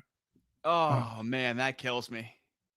So it's that the entire time. No matter what evidence Glenn Greenwald brings up, no matter how good his candor is, no matter how he counteracts what Coleman is saying, you see how they have no arguments. This is one of the brightest minds that's defending them. That's not an outright moo, and it is pathetic, isn't it? Yeah. Let's super chat it up, baby. Let me actually Okay. start off with the Rumby rant. Go for it. Yeah. I have an alternate way of pulling this up. Are we up there? Oh, yeah, we are. Kalergi for $10 on Rumble. Just wanted to let you know I was in the comments section defending you with every last iota of strength in my fingers under that new Tim Pool video criticizing your moderate positions on the Moo Q fellas. Yeah, Kalergi's cool. He bounces around, and I've seen him in different chats as well. Very much Nice. appreciated. I see your amount of culture as well, Kalergi. Was Tim's criticism of Isaiah justified? No, but it's not actually what comment section is he talking about? Now that I'm thinking about it, but it's natural that a woke right collectivist communist like Tim would attack him. My fellow BLM activists on the other fist. I won't tolerate it. Yeah, very much appreciate the support. Which comment section are you talking about, Kalergi? Let us know, man. Yeah. Now we got the reggies. Ardent Party for Yar. 5 Canadian loonies. Speaking of wrestlers, did anyone catch Jesse Ventura on Piers Morgan talking about how he thought Trump's assassination attempt was a blade job? I did not. There's only so much Piers Morgan I can take, honestly. No. Has anyone seen the turn that Val Venus has taken? I was looking at Isaiah's comments. Val Venus commented in Isaiah's comment section, and Val Venus is fucking crazy nowadays, dude. Look up Val Venus's opinions on the Charlie Kirk assassination, okay? Dude, every time you say Val Venus, I think of like some crazy tranny or something, like, you know. Yeah. Like, Val Venus, dude. Look him up. Well, he was a sexy wrestler, right? His move was called the money shot. Okay. New GM for $5. We was new atheists and shit. Yeah, they certainly were. Oh yeah. King Spectre for $5. Thanks, mate. When I cry out and strike at you, I will become more powerful than you could possibly imagine. Well, you certainly will with the US government behind you, mate. Oh, better us than you. Bill Clinton skin suit for $5. Just the other day, a Finnish MP was charged with inciting against a minority group for her opinion that marriage is between a man and a woman. Oh, bro. Dude. Yeah. Could you imagine hating America and Americans right now? Like, what is the good country in the West then that you're defending? It's incredible to me. Schematics Legion for $5. Moody-eyed and brotherfied. What do you call that? A kicker, a kikun, an Uncle Shalom. Did you not? I couldn't send that to kicker. The most important thing is your attempt to solve that issue. Okay. Sometimes life's about the journey and not the result. The fact that we have brilliant minds working on that in the background is the most important part to me. Psychedemics Legend for another $5. Thank you. I couldn't capitalize the second uncle. What the hell? Can you rewind the stream to when that last super was relevant? That took me 30 minutes to figure out. Oh, God. And Waffle for $10. There he is, Robert. He's sneaking up on me.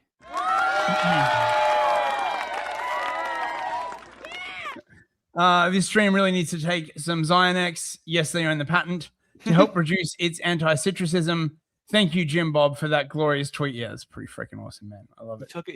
He's taking his time to make additional content just to make it, just because he thinks it's funny. That's a man that does things just for the love of the game, and it's always much appreciated.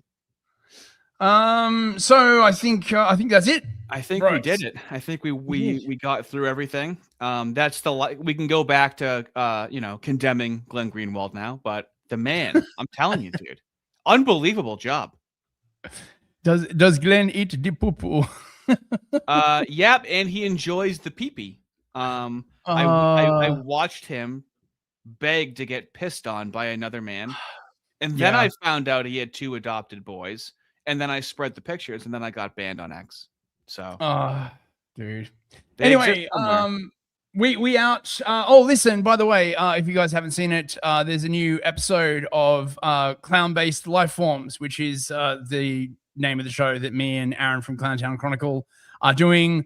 It's just us. Someone wanted more segue, so we did a whole segue episode where we're just talking about science fiction and other like weird kind of like stuff. Check it out on my channel. Fistery on Monday, the affair of the poisoners, when the court of Louis, one of the Louis in France, like basically started doing like poisoning and occultism and stuff. Went all Epstein. And thank you very much to all the super chatters and stuff like that. We'll be back on Tuesday. Oh, It's the same time every week. I may or may not stream over the weekend, and I think I might be streaming on Remnant's channel with him on Monday, I believe. Nice. This is as much as I know about my own life at this point in time right now. Fellas, I'm going to send you over to Verillium right now, who is live. I think he is. Yeah, he's talking about Iran, so he's going to be tackling this. I think another super chat just came in. He's going to be tackling this in his own autistic, spurgy way. Fine, Matty Ice, you just got in just before the closing bell for church. Can you believe it, mate? Thank you so much. A little behind.